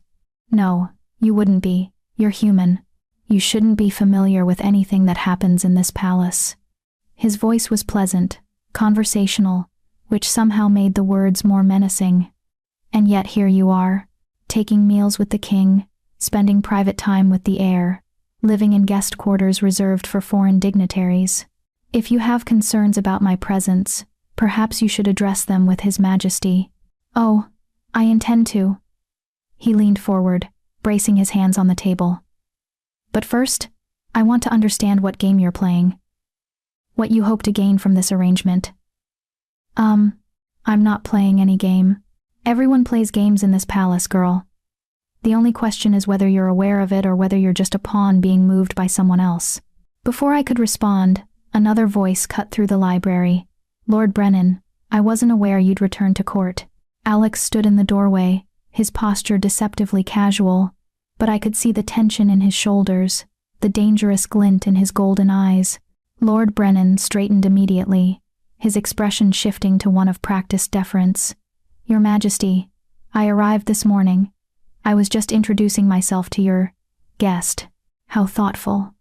Alex's voice was pleasant, and that pleasantness was more frightening than any anger would have been. Though I believe Katherine and I had plans this afternoon. If you'll excuse us. It wasn't a suggestion. Lord Brennan's jaw tightened, but he bowed. Of course, Your Majesty. Perhaps we might speak later about some concerns the Northern Lords have raised regarding— Later, Alex interrupted. Still pleasant, still deadly. I'm sure you understand. Lord Brennan departed with one last cold glance at me, and I felt suddenly exposed, vulnerable, like I'd just had an encounter with a predator and escaped only by luck. Alex waited until the footsteps faded, then crossed to where I sat. Are you all right? Who was that? Lord Brennan, head of one of the most powerful families in the Northern Territories. Alex's expression was grim. And one of my most vocal critics regarding policies that favor humans. My stomach dropped. He thinks I'm your mistress, political tool, weakness to exploit. Take your pick. Alex pulled out the chair beside me and sat, suddenly looking exhausted. I knew there would be pushback to your presence here. I didn't expect it to turn hostile this quickly. Maybe I should leave. No. The word was sharp, immediate. That's exactly what he wants. To intimidate you into disappearing so he can claim the king is weak, that he bends to the will of humans, that I'm unfit to rule because I— He stopped himself, jaw clenching. Because you what? Because I care about you. The admission hung in the air between us. Because in 3 weeks, you've become important to me and to Theron, and that makes you a target for anyone who wants to undermine my authority. I stared at him, my heart pounding. Alex, this is exactly why. I know. He scrubbed a hand over his face. I know all the reasons this is dangerous. But I can't. He looked at me then, and the raw emotion in his eyes made my breath catch. I can't let them drive you away. I won't. Even if it costs you politically? Even then. That's foolish. Probably. A bitter smile touched his lips. But apparently where you're concerned, I'm quite good at being foolish. Before I could respond, rapid footsteps echoed in the hallway, and a guard burst into the library, his face pale. Your Majesty, forgive the intrusion, but— He swallowed hard. Prince Theron is missing. The world tilted. Alex was on his feet instantly. What do you mean missing? He was in his lessons. His tutor stepped out for a moment, and when he returned, the prince was gone. We've searched his usual hiding spots, but— How long? 20 minutes, Your Majesty. 20 minutes. Anything could happen in 20 minutes. Mobilize the guard. Search the entire palace. Alert the gates no one enters or leaves without my explicit permission. Alex was already moving toward the door, his voice steady despite the fear I could see in his eyes. And someone find Margot. She knows his hiding places better than anyone. The guard ran to obey, and Alex paused at the threshold, looking back at me. Stay here, stay safe. I can help search. Please. The words stopped me. I can't worry about you and Theron both. Please, Katherine. Stay here. Then he was gone, and I was left alone in the library with my racing heart, and the terrible knowledge that something was very wrong. Theron didn't run away. He was a good child. Obedient. Happy here. If he'd disappeared, it wasn't because he'd chosen to leave, which meant someone had taken him. I tried to obey, tried to stay in the library like Alex had asked. But after 30 minutes of sitting with growing dread, I couldn't anymore.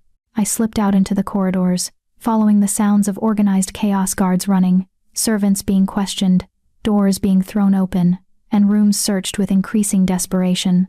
No one stopped me. No one even noticed me in the commotion. I found myself retracing paths I'd walked with Theron, trying to think like a 7-year-old boy who loved stories and wolf figurines and asking questions. Where would he go? What would catch his interest enough to make him leave his lessons? And then, I remembered something. A conversation from 2 weeks ago, when Theron had been telling me about the palace's secret passages.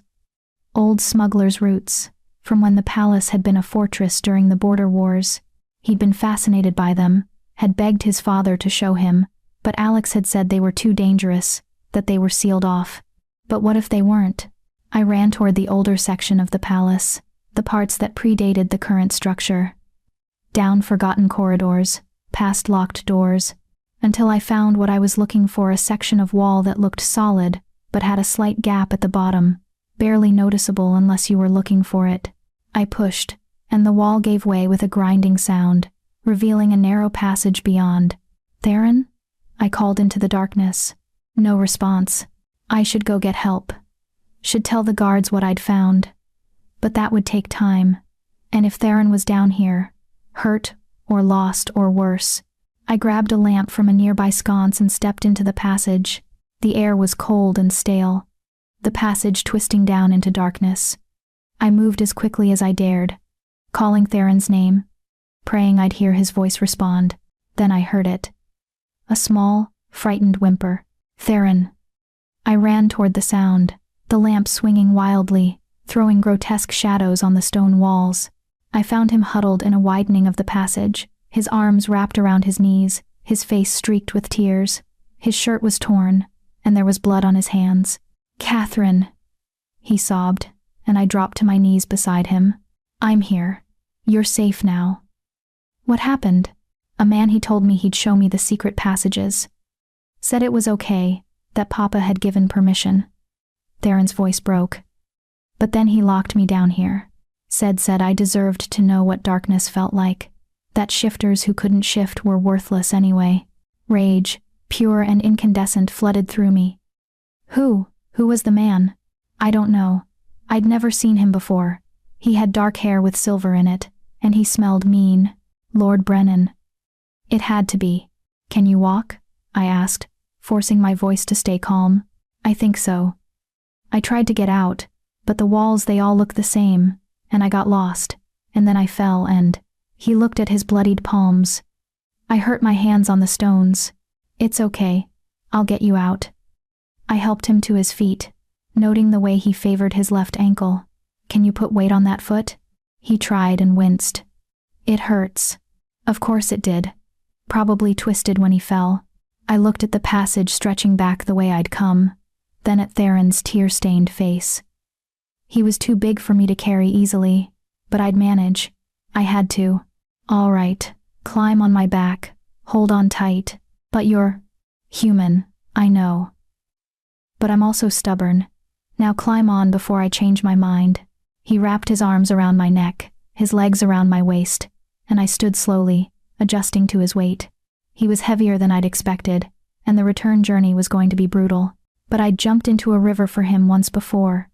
I could do this. I started walking. one hand holding the lamp, the other supporting Theron's weight. The passage seemed longer than it had coming down, the darkness pressing in from all sides. My legs burned, my back ached, my lungs struggled with the thin air, but I kept moving. "Katherine?" Theron's voice was small against my ear. "Yes?" Why did the man say those things? About shifters who can't shift? My heart clenched. I'd hoped he wouldn't understand Lord Brennan's implications. Some people are cruel. They use others' differences against them to feel powerful.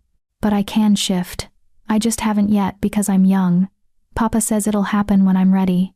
Then that man was wrong. And cruel. And you should forget everything he said. It's hard to forget mean things. I know. I adjusted my grip on him.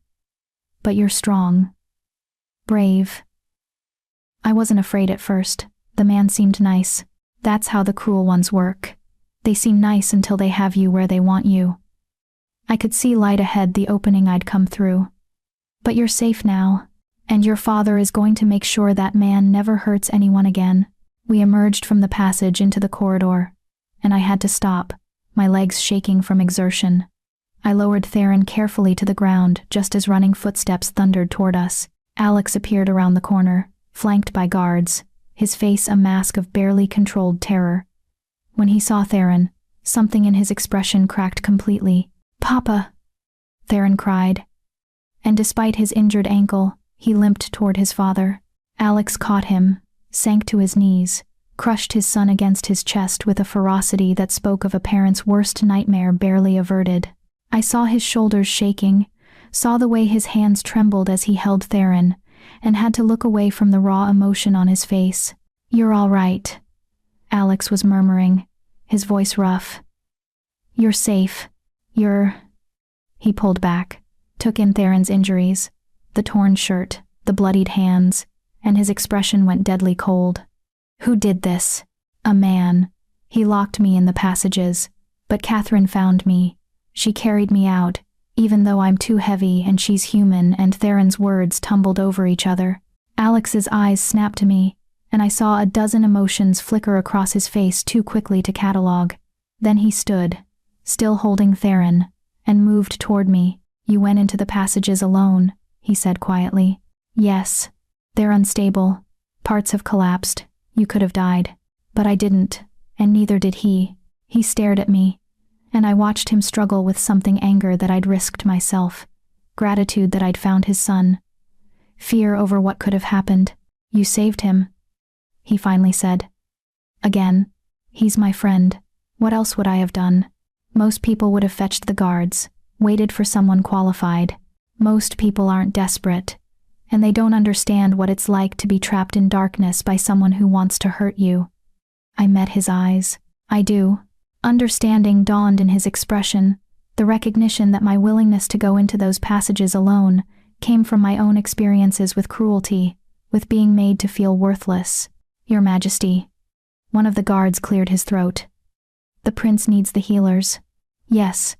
Alex seemed to shake himself. "Summon them immediately, and find Lord Brennan. I want him in the throne room within the hour." "Lord Brennan, Your Majesty?" The guard looked confused. "Theron, can you describe the man who hurt you?" Alex asked gently. Theron did, haltingly, and I watched recognition dawn on the guards' faces, followed by shock. "Bring him to me," Alex said, his voice carrying absolute authority. "Now."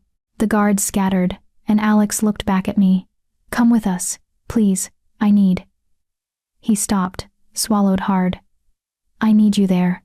So I followed them through the palace, to the royal chambers, where healers were already assembling.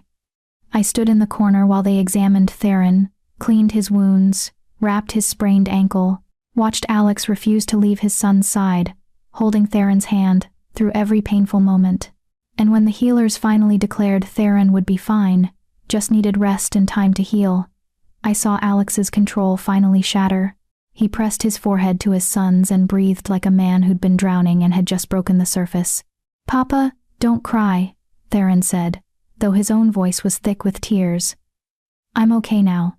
Katherine saved me. I know." Alex's voice was barely above a whisper. "I know she did," He looked at me over Theron's head, and what I saw in his eyes made my breath stop. Not just gratitude, not just relief. Something far more dangerous. Something that looked like love. Chapter 7. Lord Brennan was brought to the throne room in chains.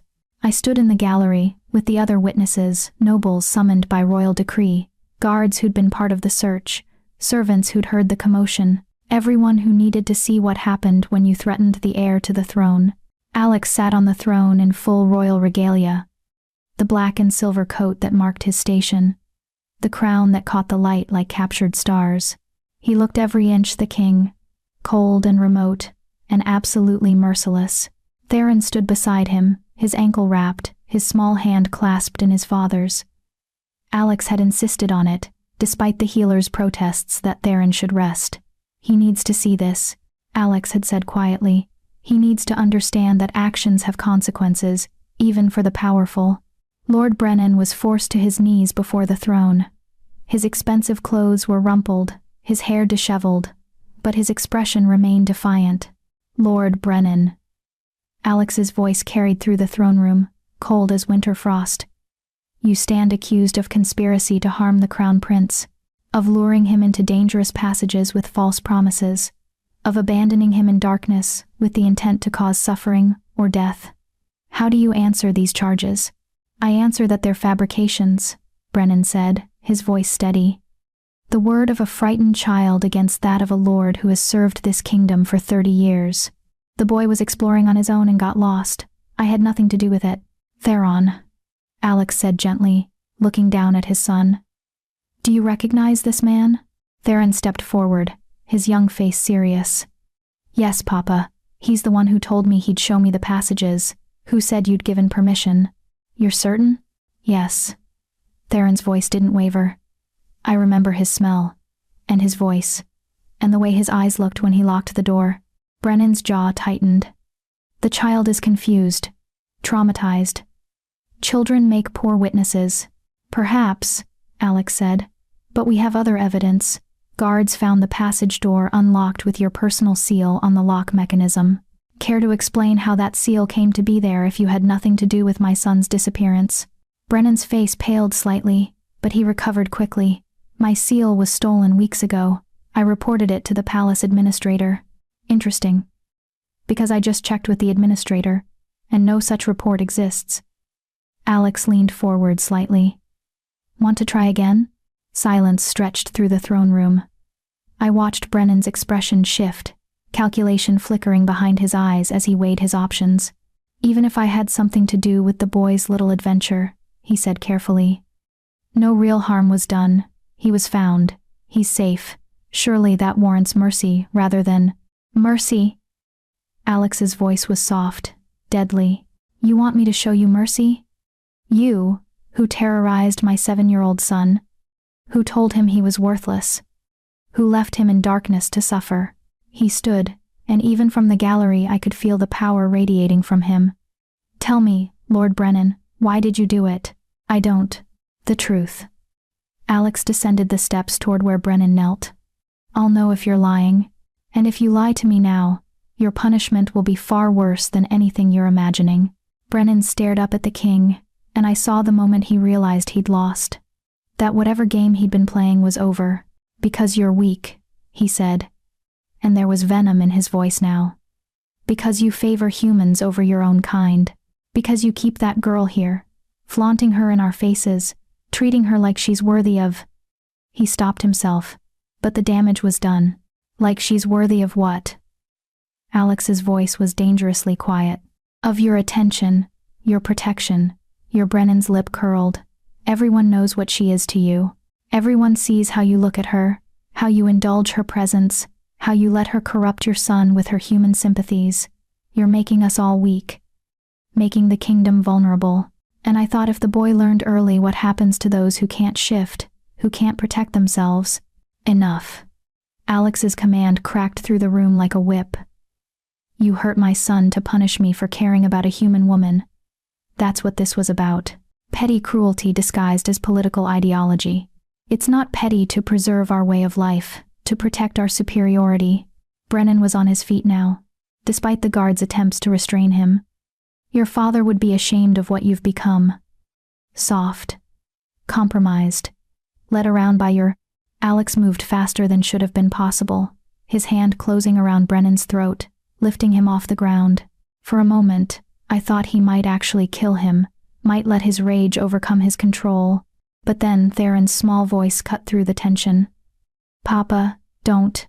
Alex froze, turned his head to look at his son. He's not worth it, Theron said quietly. Katherine told me that cruel people hurt others to feel powerful. If you hurt him now, you're just proving he can make you cruel too. The wisdom in those words, wisdom beyond Theron's years, seemed to cut through Alex's rage. He dropped Brennan, who collapsed, gasping to the floor. You're right, Alex said to his son, his voice rough. Then he turned to face the assembled witnesses. Lord Brennan has confessed to conspiracy to harm the Crown Prince, motivated by prejudice and political grievance. The penalty for such crimes is clear. He paused, letting the weight of those words settle. However, my son has reminded me that justice should not be confused with vengeance. Therefore, Lord Brennan, you are hereby stripped of your titles, your lands, and your position at court. You are banished from this kingdom permanently. If you are found within our borders after sunset tomorrow, you will be executed without trial. Alex's golden eyes were cold as ice. Be grateful my son is more merciful than I am. Brennan was dragged away, still sputtering protests, and Alex returned to the throne. He looked exhausted suddenly, the weight of leadership pressing down on his shoulders. Let this be understood by all present, he said, his voice carrying through the throne room. I will not tolerate attacks on those under my protection. I will not accept prejudice disguised as policy, and I will not compromise on the fundamental truth that worth is not determined by the ability to shift, but by the courage to act with honor. His eyes swept the assembled nobles. If anyone else has concerns about my choices, I invite you to voice them openly, in this room, to my face, rather than taking out your cowardice on a child. Silence answered him. Uncomfortable, tense silence. Dismissed, Alex said. The throne room emptied slowly, nobles whispering behind their hands, guards exchanging glances. I moved to leave with the others, but a voice stopped me. Katherine. Stay. I turned to find Alex descending from the throne, Theron still at his side. You all should rest, I said. This has been... Please, Alex interrupted. Just... stay. For a moment. So I waited while the last of the witnesses departed, until it was just the three of us in the vast throne room. Alex sank down onto the steps leading to the throne, suddenly looking less like a king, and more like a man who'd come dangerously close to losing everything that mattered. Papa did good, Theron said, sitting beside him. He was scary but fair. Thank you, Alex said, pulling his son close. Though I think you were the wise one, reminding me not to let anger rule my actions. Katherine taught me that. She says the best revenge is being better than the people who hurt you. Alex's eyes found mine. Did she? Something like that, I said quietly. Come here, Alex said. Please. I moved closer, climbing the steps until I stood before them. Alex reached out and took my hand, his thumb brushing over my knuckles. You saved my son twice now, he said. Risked your life both times without hesitation. And today you were proven right. Your presence here does make you a target. Makes Theron a target by association. His voice roughened. I've been selfish, keeping you here because I wanted you near, without fully considering the danger it puts you in. My heart sank. This was it. He was going to send me away after all. So I'm giving you a choice, he continued. The choice I should have given you weeks ago. You can leave. I'll provide you with gold enough to start a new life anywhere you want. Protection until you're safely settled. Letters of recommendation if you need them. You'll be free of this place, free of the danger, free of the scrutiny and gossip. And if I choose to stay? I asked, my voice barely above a whisper. Then you stay knowing exactly what it means. That there will be more Lord Brennans, more people who see you as a weakness, a corruption, something to be eliminated. That you'll be caught in political machinations you never asked for. That your association with me and with Theron will make your life harder in ways I can't fully protect you from. But you want me to stay. I said it as a statement, not a question. More than I should. His honesty was raw, painful. But this has to be your choice, Katherine. Freely made. Without pressure or debt or obligation. I won't keep you prisoner anymore. Even if losing you. He stopped, swallowed hard. Even if it costs me. Theron looked between us, his young face serious. I want you to stay too. But Papa's right, it has to be your choice. I looked at them both, the king who'd confessed he cared for me, despite every reason not to, the prince who'd called me his friend and meant it. I thought about Lord Brennan's words, about the accusations and the gossip and the very real danger of being associated with the royal family as a human, and then I thought about the alternative. Going back to the tavern, to scrubbing floors and being invisible, to a life where I was safe because I was insignificant. Ask me your riddle again, I said to Alex. The one from that night. Understanding flickered in his eyes. What begins with fear, survives on faith, and ends with either freedom or ruin? Love, I said quietly. It begins with fear of being hurt, of being rejected, of not being enough. It survives on faith that the other person will see you, truly see you, and choose you anyway. And it ends with either the freedom of being fully known and accepted, or the ruin of losing yourself completely. Alex's hand tightened on mine. And your answer? I'm already afraid. Already ruined, probably, because I can't imagine going back to a life where you and Theron aren't in it. I took a shaky breath. So if I'm going to be afraid and ruined anyway, I'd rather be those things here, with you, with both of you. That's not a sensible choice, Alex said, but his eyes were bright. I've never claimed to be sensible. I jumped into a river, remember? You did. He stood, still holding my hand, and pulled me closer. And then you jumped into darkness to save him again. And now you're choosing to jump into this, into whatever this is between us, knowing it could destroy you. Or, it could be the first real choice I've ever made, I said. The first time I've chosen something for myself instead of just surviving. He raised his free hand to my face, cupping my cheek the way he had that night in his chambers. I can't promise it will be easy. I don't want easy. I want real. Even if real means facing people like Lord Brennan, constant scrutiny, never quite belonging anywhere. I've never belonged anywhere, I said. At least here, I'd be not belonging with people who matter to me. Something in his expression cracked, and he pulled me against him, his arms wrapping around me with a fierceness that spoke of relief and fear and desperate hope all tangled together. I don't deserve this, he murmured against my hair. Don't deserve you. Probably not, I agreed, and felt him laugh despite everything. But I'm choosing you anyway. Papa? Theron's voice was tentative. Does this mean Katherine is staying? Forever? Alex pulled back slightly to look at his son. If she wants to. Yes, good. Theron stood and wrapped his arms around both of us, creating an awkward three-person embrace that shouldn't have worked but somehow did. Because I love her. And I think you do too, even if you haven't said it yet because you're scared. Out of the mouths of children, I thought, feeling tears prick my eyes. He's not wrong, Alex said quietly, his eyes locked on mine. I am scared. Terrified, actually. But he's also not wrong about the other part. He didn't say the words. Not yet.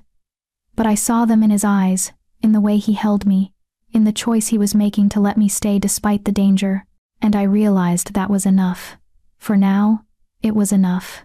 Come on, I said, pulling back and taking both their hands. We should get Theron to bed. He's had a long day. We all have, Alex agreed. But he didn't let go of my hand as we walked through the palace, back to his private chambers where this had all begun weeks ago, where I'd first learned that riddles could be promises, and promises, if you were brave enough, could become something like freedom. Chapter 8. The Council's Demand. 3 months passed. 3 months of dinners in Alex's chambers, of afternoons teaching Theron about stories and histories, of evenings spent in the library, where Alex would find me and we'd talk until the candles burned low. 3 months of carefully stolen moments, his hand brushing mine, my fingers touching his arm, conversations that said everything without saying anything at all. 3 months of falling deeper into something that felt inevitable and terrifying in equal measure. The palace had settled into an uneasy acceptance of my presence. The servants were warmer now, some even friendly. The guards nodded when I passed. I'd found a place here, precarious as it was. But the nobles, they were a different matter. Lord Brennan's banishment had sent ripples through the court. Some saw it as justice served. Others saw it as proof that the king valued a human over his own people. The whispers continued, more careful now but no less persistent. And then, the Northern Council demanded an audience. I learned of it from Margot, who came to my quarters one morning with an expression that told me nothing good was coming. "The king has been summoned to address the Northern Council," she said, setting down a breakfast tray I hadn't asked for. "They're arriving today. All 7 houses." My stomach dropped. "Why?" "Officially.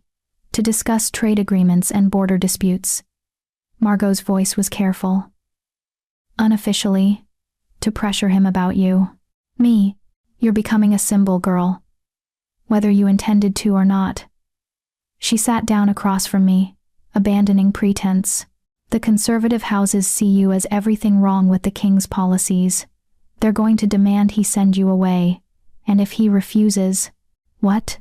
"They'll threaten to withdraw their support, maybe even suggest he's unfit to rule." She met my eyes. "This isn't just about you anymore. It's about the future of the kingdom." I stared at the untouched breakfast, my appetite gone. Then he should send me away. I never wanted to be a political crisis. "That's not your choice to make." Margot's voice was surprisingly gentle. "The king has made his position clear. You're under his protection. The question is what you'll do when the council tries to force his hand." The Northern Council arrived that afternoon in a parade of carriages and armed guards. 7 lords and ladies representing the most powerful families in the kingdom, each one radiating the kind of authority that came from generations of privilege. I watched from my window as they were escorted into the palace, their fine clothes and haughty expressions making my chest tight with anxiety. Alex had sent word that I should stay in my quarters during the council meeting. "For my safety," he said. But I knew it was also to avoid provocation. My presence would only inflame tensions. So I waited. Paced, tried to read, and failed. Watched the sun move across the sky, and wondered what was happening in that council chamber. Hours passed. Afternoon bled into evening. Still no word. When the knock finally came, I jumped. But it wasn't a messenger, it was Alex himself, looking exhausted and furious in equal measure. "What happened?" I asked as soon as the door closed behind him. "They want you gone." He moved to the window, staring out at the darkening gardens. They presented it as a formal demand. 7 houses, united. Send the human away or face a vote of no confidence. My blood ran cold. A vote of no confidence that could remove you from the throne. It could, if they get enough support from the other houses. He turned to face me. "They're calling an assembly, 2 weeks from now. Every noble house will vote on whether I'm fit to continue ruling. Because of me, because I refuse to bow to their prejudice." His voice was tight, with barely controlled anger. "They're using you as a symbol of everything they hate about my policies. But this isn't really about you, Katherine. It's about power, about maintaining the old hierarchies. If I give in to this, if I send you away to appease them, they'll know they can control me. That any time they disagree with my decisions, they can threaten, and I'll fold. But if I don't, I could lose everything. The throne, my ability to protect Theron, any chance of actually changing this kingdom for the better." He scrubbed a hand over his face. "They've backed me into a corner, and they know it." I moved closer to him, my heart breaking at the weight he was carrying. "Then let me go. I'll leave tonight, quietly, before the assembly. You can tell them I chose to leave on my own. That way you don't give in to their demands. But I'm also not here to be used against you. No." The word was immediate, fierce. "I won't let you sacrifice yourself to save me. It's not a sacrifice if I'm choosing it, isn't it?" He closed the distance between us, his hands coming up to frame my face. "You'd be giving up everything you found here. The library, Theron, a place where you're valued and safe. I'd be giving up you. I interrupted quietly. That's what I'd really be losing. His eyes closed briefly, pain flickering across his features. Don't make this harder than it already is. Alex, listen to me. I covered his hands with mine. You've spent 3 months trying to protect me. Let me protect you now. Let me make the choice that gives you the best chance of keeping your throne, of being there for Theron, of continuing the work you believe in. And what about what I believe in when it comes to you? His voice dropped to barely above a whisper. What about the fact that in 3 months you've become essential to me? That I can't imagine going back to a life where you're not in it? My breath caught. We'd danced around this for months, acknowledged the pull between us without naming it. But now, with everything falling apart, the careful distance we'd maintained felt impossible to keep. I love you, he said, the words tumbling out rough and desperate. I've been trying not to. Trying to maintain some kind of appropriate distance, to protect you from exactly this kind of situation. But I can't anymore. I love you, and the thought of losing you, of letting them drive you away, it's unbearable. Tears blurred my vision. I love you too, which is why I can't let you throw away your kingdom for me. It's not your choice. It's not yours either, not alone. I pulled his hands from my face, held them tight. This has to be something we decide together, both of us, with clear eyes, understanding what we're risking. He stared at me, conflict warring in his expression. Then, slowly, he nodded. Together. You're right. He pulled me into his arms, holding me like I might disappear.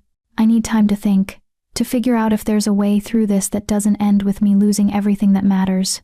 We stood there in the gathering dark, holding each other while the kingdom threatened to tear us apart. The next days were tense with waiting. Alex was in constant meetings, trying to shore up support among the moderate houses, negotiating with nobles who might be convinced to vote against the Northern Council's motion. I barely saw him, except in passing a hand squeeze in the corridor. A stolen moment in the library where he looked so exhausted I wanted to weep. Theron sensed something was wrong. He grew quieter, more clingy, asking questions I didn't know how to answer. Are they going to make you leave? He asked one afternoon in the library. I couldn't lie to him. They're trying to. Because you're human. Yes. His small face crumpled with anger. That's not fair. You're good and brave and you make Papa happy. Why does it matter that you can't shift? Because some people believe that the ability to shift makes you better, more worthy. I pulled him into a hug. But your father is trying to change that. He's fighting for a kingdom where everyone has value, regardless of what form they take. Will he win? I don't know, sweetheart. I hope so. Me too. Theron pulled back, his golden eyes serious beyond his years. Because if they make you leave, Papa will be sad forever. And I'll be sad too. And that's not fair either. No, I thought. It wasn't fair at all. 2 days before the assembly, Alex found me in the gardens at twilight. I have a plan, he said without preamble. It's risky, possibly insane, but it might work. Tell me. The Northern Council's strongest argument is that my attachment to you clouds my judgment, that I'm choosing personal desire over the good of the kingdom.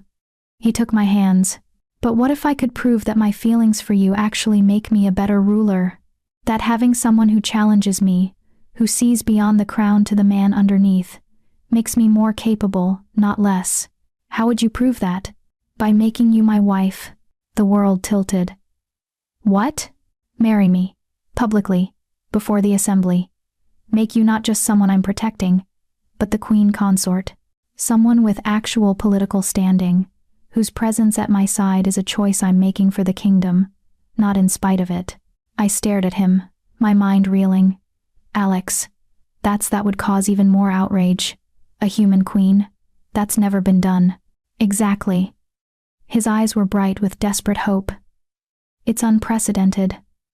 Bold.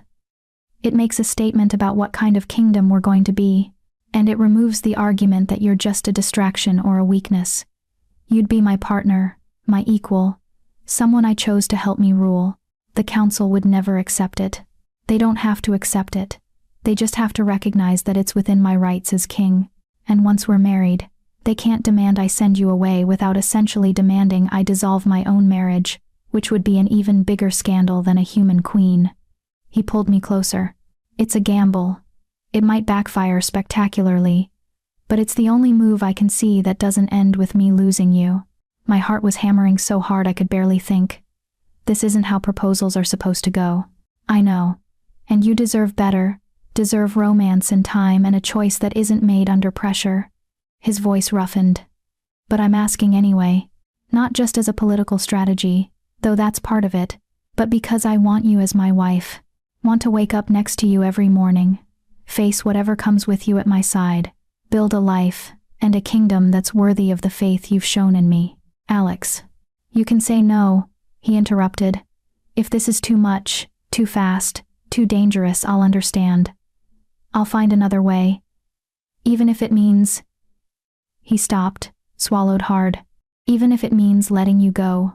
I looked at him, this king who'd kept me here against my will, and then given me the freedom to choose. Who'd shown me that power could be gentle, and strength could be vulnerable. Who'd made me believe that maybe, just maybe, I was worth loving. Ask me the question, I said. Properly. Not as a king making a political maneuver. As the man I love asking me to share his life. Understanding dawned in his eyes. He dropped to one knee right there in the garden, still holding my hands, looking up at me with such raw emotion that I could barely breathe. Katherine, he said, his voice steady despite everything. Will you marry me? Will you stand beside me as my wife, my partner, my equal? Will you help me build a kingdom where love matters more than bloodlines? Where courage counts more than the ability to shift? Where people like you, brave and brilliant and impossibly kind, are valued as they should be? Tears streamed down my face. That's a lot to ask. I know. But I'm asking anyway. I thought about everything that had led to this moment. The river and the drowning child. The palace that had been a cage until it became a home. The riddles and the stolen moments and the slow, terrifying process of letting someone see all of me and choosing to stay anyway. I thought about Theron, who'd called me his friend and meant it. About the library filled with books I'd never imagined having access to. About dinners where I was treated like I mattered, not despite being human but simply because I was myself. And I thought about Alex, complicated, brilliant, fierce Alex who'd kept me here out of need and let me stay out of love. Yes, I said, my voice breaking on the word. Yes, I'll marry you. He stood and kissed me, deep and desperate, like he was afraid I might disappear if he let go. I kissed him back, tasting salt from tears I couldn't tell were his or mine, feeling like I was falling and flying all at once. When we finally broke apart, both of us breathing hard, he rested his forehead against mine. 2 days, he said. The assembly is in 2 days. We'll announce our engagement then. Are you ready for what comes next? No, I admitted, but I'm ready to face it with you. That's all I can ask. He pulled back, his hands coming up to cup my face. I love you. Whatever happens, whatever they say or do, I love you. Remember that. I will. I covered his hands with mine. I love you too. And we're going to fight for this. Together. Together, he echoed, and sealed it with another kiss. The day of the assembly arrived gray and cold, the sky threatening rain. I dressed in the finest gown I'd ever worn, dark blue silk that Alex had commissioned, embroidered with silver thread in patterns that resembled stars. My hair was arranged simply but elegantly, and around my neck I wore a pendant. Alex had given me the night before, a wolf and a star intertwined, symbolizing our union. You look like a queen, Margot said, her eyes suspiciously bright. I feel like I'm going to be sick, I admitted. That's normal, but you'll be fine. The king loves you. Prince Theron adores you, and you're braver than you think. She squeezed my shoulder. Now go show those pompous nobles what courage really looks like. The great hall was packed when I arrived. Every noble house in the kingdom had sent representatives, filling the tiered seating that surrounded the central floor. I could feel their eyes on me as I was escorted to a seat near the front, whispers following in my wake like smoke. Alex stood at the center of the floor in full royal regalia, Theron beside him. When our eyes met, he gave me a small nod. Courage, that nod said. We can do this. The head of the Northern Council, Lady Morgaine, A woman whose silver hair and sharp features spoke of decades of political maneuvering stood to address the assembly. "We are gathered here to address a matter of grave importance to the kingdom," she began, her voice carrying through the hall. "The fitness of our king to rule." Murmurs rippled through the crowd. "King Alex has shown many admirable qualities during his reign," Lady Morgaine continued. "But recently, his judgment has been called into question. Specifically, his decision to harbor a human woman in the palace, to give her access to the crown prince, to elevate her above her station." Her eyes found me in the crowd.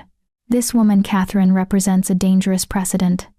If the king can be swayed by personal attachment to make unwise decisions, what does that say about his ability to rule objectively?" Other nobles stood to echo her concerns.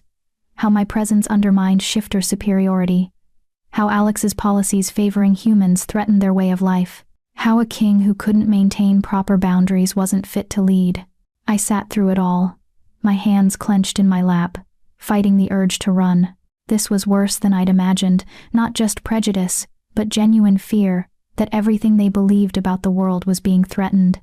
Finally, Alex raised his hand for silence. "I've heard your concerns," he said, his voice calm but carrying absolute authority. "And I understand them. Change is frightening. Challenging long-held beliefs is uncomfortable. But leadership isn't about maintaining comfort. It's about doing what's right, even when it's hard." He moved closer to where the council members stood. "You accuse me of letting personal attachment cloud my judgment. You claim that my feelings for Katherine make me unfit to rule." His eyes swept the assembly. "But I would argue the opposite. Having someone in my life who challenges me, who isn't afraid to speak truth even when it's uncomfortable, who reminds me that my decisions affect real people with real lives, that makes me a better king, not a worse one." "Pretty words," Lady Morgaine said coldly, "but words don't change the fact that she's human. She has no business being elevated to such a position." "Which is why," Alex said, and I saw the tension in his shoulders, "I'm giving her the position she deserves. Katherine isn't just someone I'm protecting. She's the woman I love, and in 1 week's time, she will become my wife, your queen." The hall erupted in chaos. Nobles were on their feet, shouting over each other. Some in outrage, some in shock.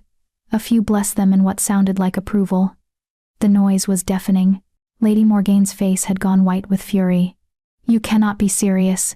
A human queen? That's an abomination." "It's unprecedented," Alex corrected. "But not illegal, not prohibited by any law or custom, and it's my choice as king to make. It's an insult to every shifter in this kingdom. It's a declaration that this kingdom values character over bloodlines." Alex's voice rose over the commotion. "That we measure worth by courage and compassion, not by the ability to shift. And if that offends you, Lady Morgaine, then perhaps you need to examine why the idea of a human having value threatens you so deeply." The hall went quiet at that shocked silence at the king's directness. "This is madness," another council member said. "The people will never accept it. Then I'll help them learn to accept it." Alex turned to face the entire assembly. "I'm not asking for your permission. I'm informing you of my decision. Katherine will be my wife, my queen, my partner in ruling this kingdom. You can choose to support us, or you can choose to stand against us. But I will not be moved on this." "Then you leave us no choice," Lady Morgaine said coldly. "We call for a vote. Now, all in favor of declaring King Alex unfit to rule, stand and be counted." My heart stopped. This was it. The moment that would determine everything. 7 nobles stood immediately the Northern Council, united in their opposition. Then, 3 more. 5 more. I counted silently, watching noble after noble rise to their feet in judgment of the man I loved. 23 total. Nearly half the assembly. But that meant nearly half remained seated, and you needed 2/3 majority to remove a king. Lady Morgaine's face tightened as she realized the vote had failed. "This isn't over," she said. "We will not stand by and watch you destroy everything our ancestors built." "No," Alex agreed. "It's not over, it's just beginning. The kingdom you want to preserve is already dying. I'm trying to build something better. Something worthy of all our people, not just those born with certain abilities. He paused. You can help me build it, or you can fight me. But either way, the change is coming. He turned then, his eyes finding mine in the crowd, and held out his hand. I stood on shaking legs and walked down to the floor, every eye in the hall on me. When I reached him, he took my hand and pulled me close to his side. This is Katherine, he said to the assembly. In 1 week, she will be your queen. I suggest you get used to the idea. And then, in front of everyone, nobles and guards and witnesses who would carry this story to every corner of the kingdom, he kissed me. It wasn't gentle or tentative. It was claiming, declaring, a statement that couldn't be misunderstood. When he pulled back, I was dizzy, and the hall was in chaos again. Come on, he murmured against my ear. Let's get out of here before they start throwing things. He led me from the hall, Theron running to join us, and we escaped into the private corridors while behind us, the assembly descended into furious debate. Did we just start a civil war? I asked breathlessly. Possibly, Alex admitted, but at least we started it together. Is that supposed to be romantic?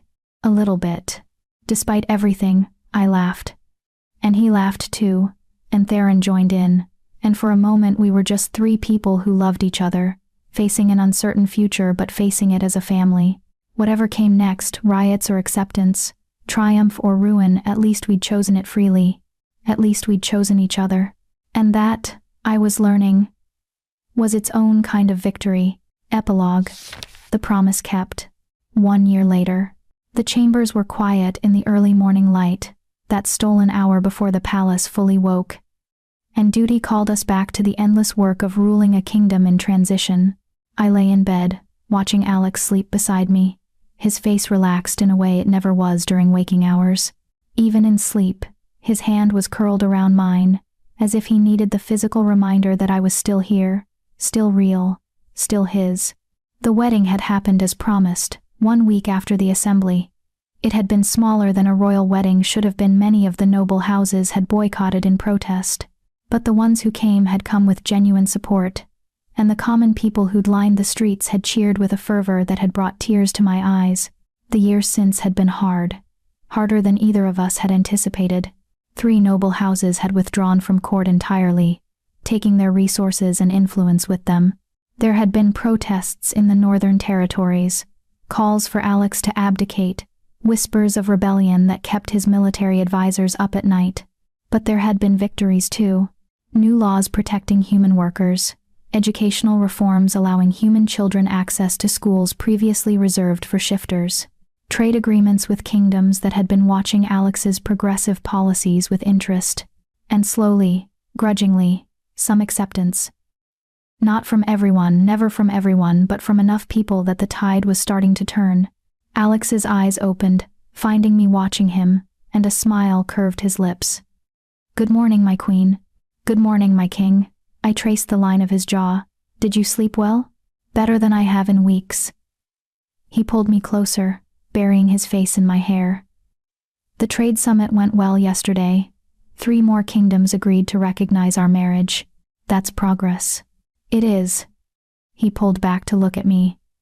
Though Lady Morgaine sent another letter, the Northern Council is still demanding I annul the marriage. Still? After a year? They're persistent, I'll give them that. He brushed a strand of hair from my face. I sent back my usual response, which is a polite suggestion that they focus their energy on something more productive, though perhaps slightly less polite than that. I laughed despite myself. You're going to give yourself an ulcer with all this stress. Probably, but at least I'll have you to nurse me through it.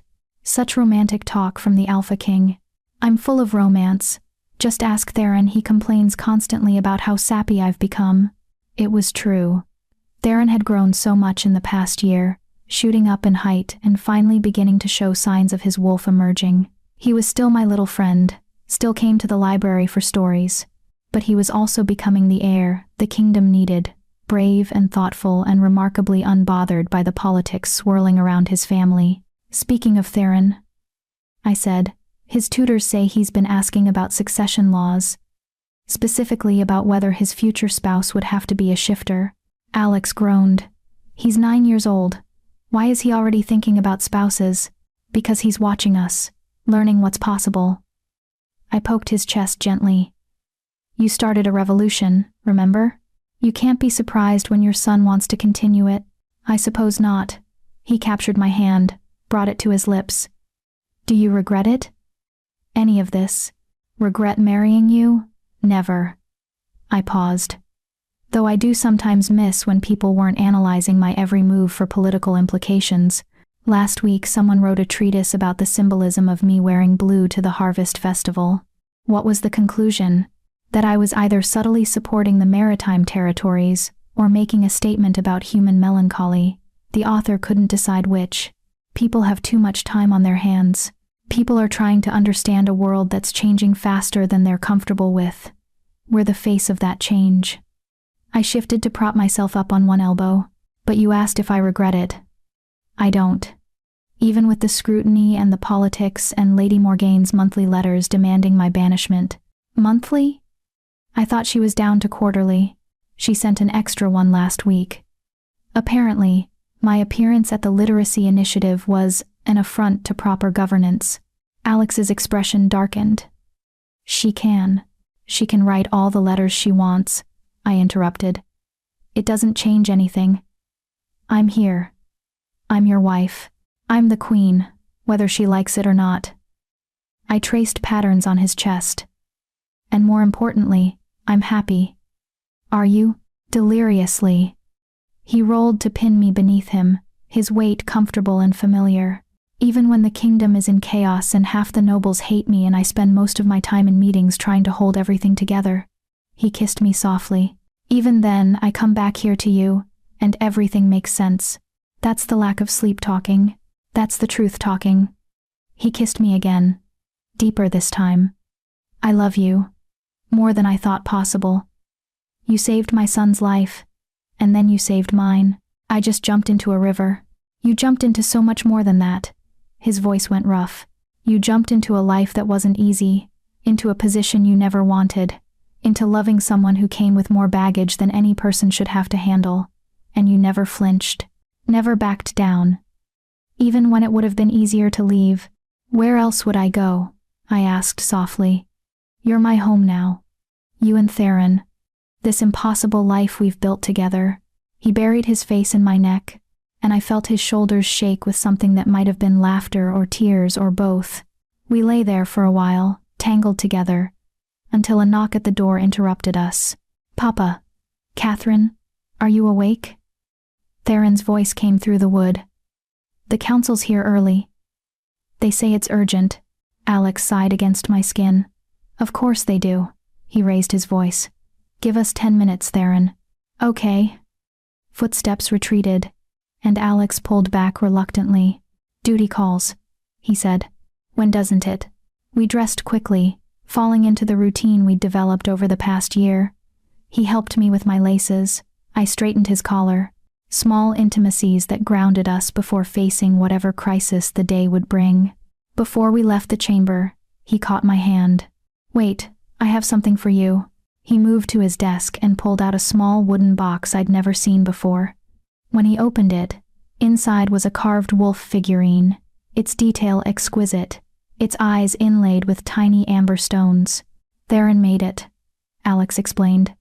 Well, mostly made it. I helped with the fine details. He wanted you to have it for your collection. My collection? He's been making you one. Every wolf represents a month we've been married. This is number 12. Alex's smile was tender. He's keeping them in his room, until he has enough to give you all at once. But he finished this one last night, and insisted I show you. Tears blurred my vision. He's been doing this all year? All year. Because you're family now, and family deserves wolf collections. I clutched the figurine, overwhelmed by the simple, profound gesture. I love him so much. I know, he loves you too. Alex pulled me close. We both do. Another knock, more insistent this time. Coming, Alex called, then, quietly to me. Ready? No. But let's go anyway. We left the chambers hand in hand, the wooden wolf tucked safely in my pocket, and headed toward whatever crisis awaited us. The council meeting was about border tensions, the usual political maneuvering, nothing catastrophic. Alex navigated it with the practiced ease of someone who'd been doing this his entire life. And I sat beside him, offering insights when asked, mostly just being present. Being seen, that was still the most powerful thing I did, Margot had told me once. Just existing in this space, being the queen, showing everyone that it was possible. After the meeting, Theron found us in the corridor. "Did you show her?" he asked Alex eagerly. "I did. Did you like it?" Theron turned those golden eyes on me, so much like his father's, full of hope. I knelt down to his level. "I loved it. It's beautiful. You're very talented." He beamed. "I have 8 more at home.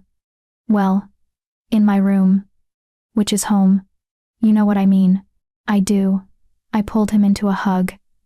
"Thank you, sweetheart, for making them for me, for including me in your collection. You're my family," he said simply. "Of course you get wolves." Such simple logic, such profound acceptance. When he ran off to his afternoon lessons, Alex and I walked through the palace toward the gardens. It had become our habit on days when the weather was good, stealing a few minutes of peace before the next obligation. We found our usual bench, tucked away among flowering bushes that were just beginning to bloom with spring. "Do you remember the first time we sat here?"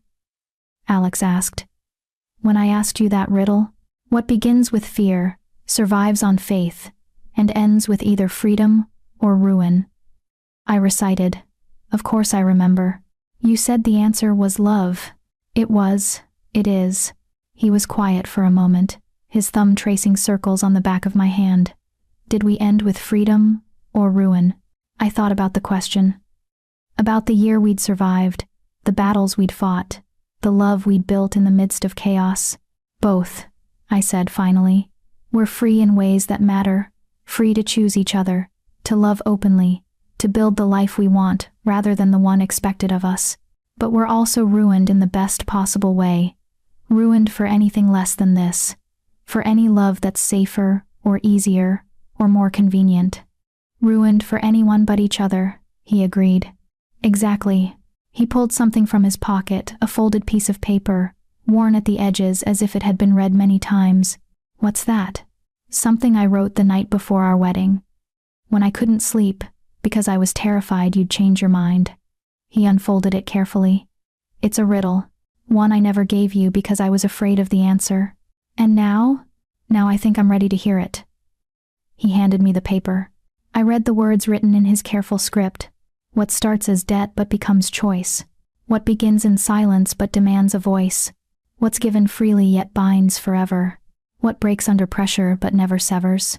I looked up at him, my throat tight. "The answer is a promise." "Yes." His eyes held mine. "The promise I made when I asked you to stay. The promise you made when you said yes. The promises we've kept every day since, even when it was hard. Especially when it was hard. A promise can be broken," I said softly. "But ours hasn't been. Won't be." He took the paper back and tucked it away. "That's what I want you to know. That every day, I choose this. Choose you. Choose us. Not because of debt or obligation or political necessity, but because I love you, because you're essential to who I am now. Will you marry me?" I asked suddenly, and he blinked in confusion. "We're already married." "I know, but I want to keep choosing you. Every day. Forever." I took his hands. "So, will you marry me? Again and again, every morning, in all the ways that matter?" Understanding dawned, followed by that rare, genuine smile that transformed his entire face. "Yes," he said, "every day, every morning, for as long as we both live. Even when the Northern Council sends their monthly letters? Especially then. Even when the kingdom is in chaos? The kingdom is always in chaos, that's not going to change. Even when I'm impossible and stubborn and making your life more complicated? You are all those things, and I love you more for it." He pulled me close, his forehead resting against mine. "So yes, I'll marry you. Again and again. Because you're the best choice I ever made." We sat there in the garden where this had all begun, where he'd first asked me a riddle, and I'd learned that promises could be kept, that love could be both terrifying and safe, that jumping into the unknown could lead somewhere worth staying. In the distance, I could hear the sounds of the palace waking, fully guards changing shifts, servants beginning their work, the endless machinery of governing a kingdom that was slowly, painfully, learning to change. But here, in this moment, it was just us. Just a king and a queen who'd chosen each other against all wisdom. Just two people who'd learned that sometimes the bravest thing you could do was love someone when the world told you not to. Just a promise, kept every day, in all the ways that mattered. "Come on," Alex said finally, standing and pulling me up with him. "Theron wanted to show you something in the training yards. Something about a new combat technique he's learning. Will there be dramatic demonstrations?" "Undoubtedly. He's 9. Everything is dramatic." I laughed and let him lead me through the gardens, our hands clasped tight toward whatever came next, because that was what we did now. We faced it together. We kept our promises, and we loved each other through the chaos, through the fear, through every impossible challenge a kingdom in transition could throw at us. It wasn't the ending I'd imagined when I jumped into that river a year and a half ago. It was better. It was real. It was ours. And in the end, that was the only answer that mattered. Did you love this story? If Katherine and Alex's journey touched your heart, you need to read this book titled Rejected by the Alpha, My Enemies to Lovers Glow-Up Revenge Romance that takes forbidden love to the next level. A rejected heroine who rises from the ashes, an alpha who realizes too late what he's lost. Revenge, redemption, and a love that rewrites destiny. Get your copy now. Link in description.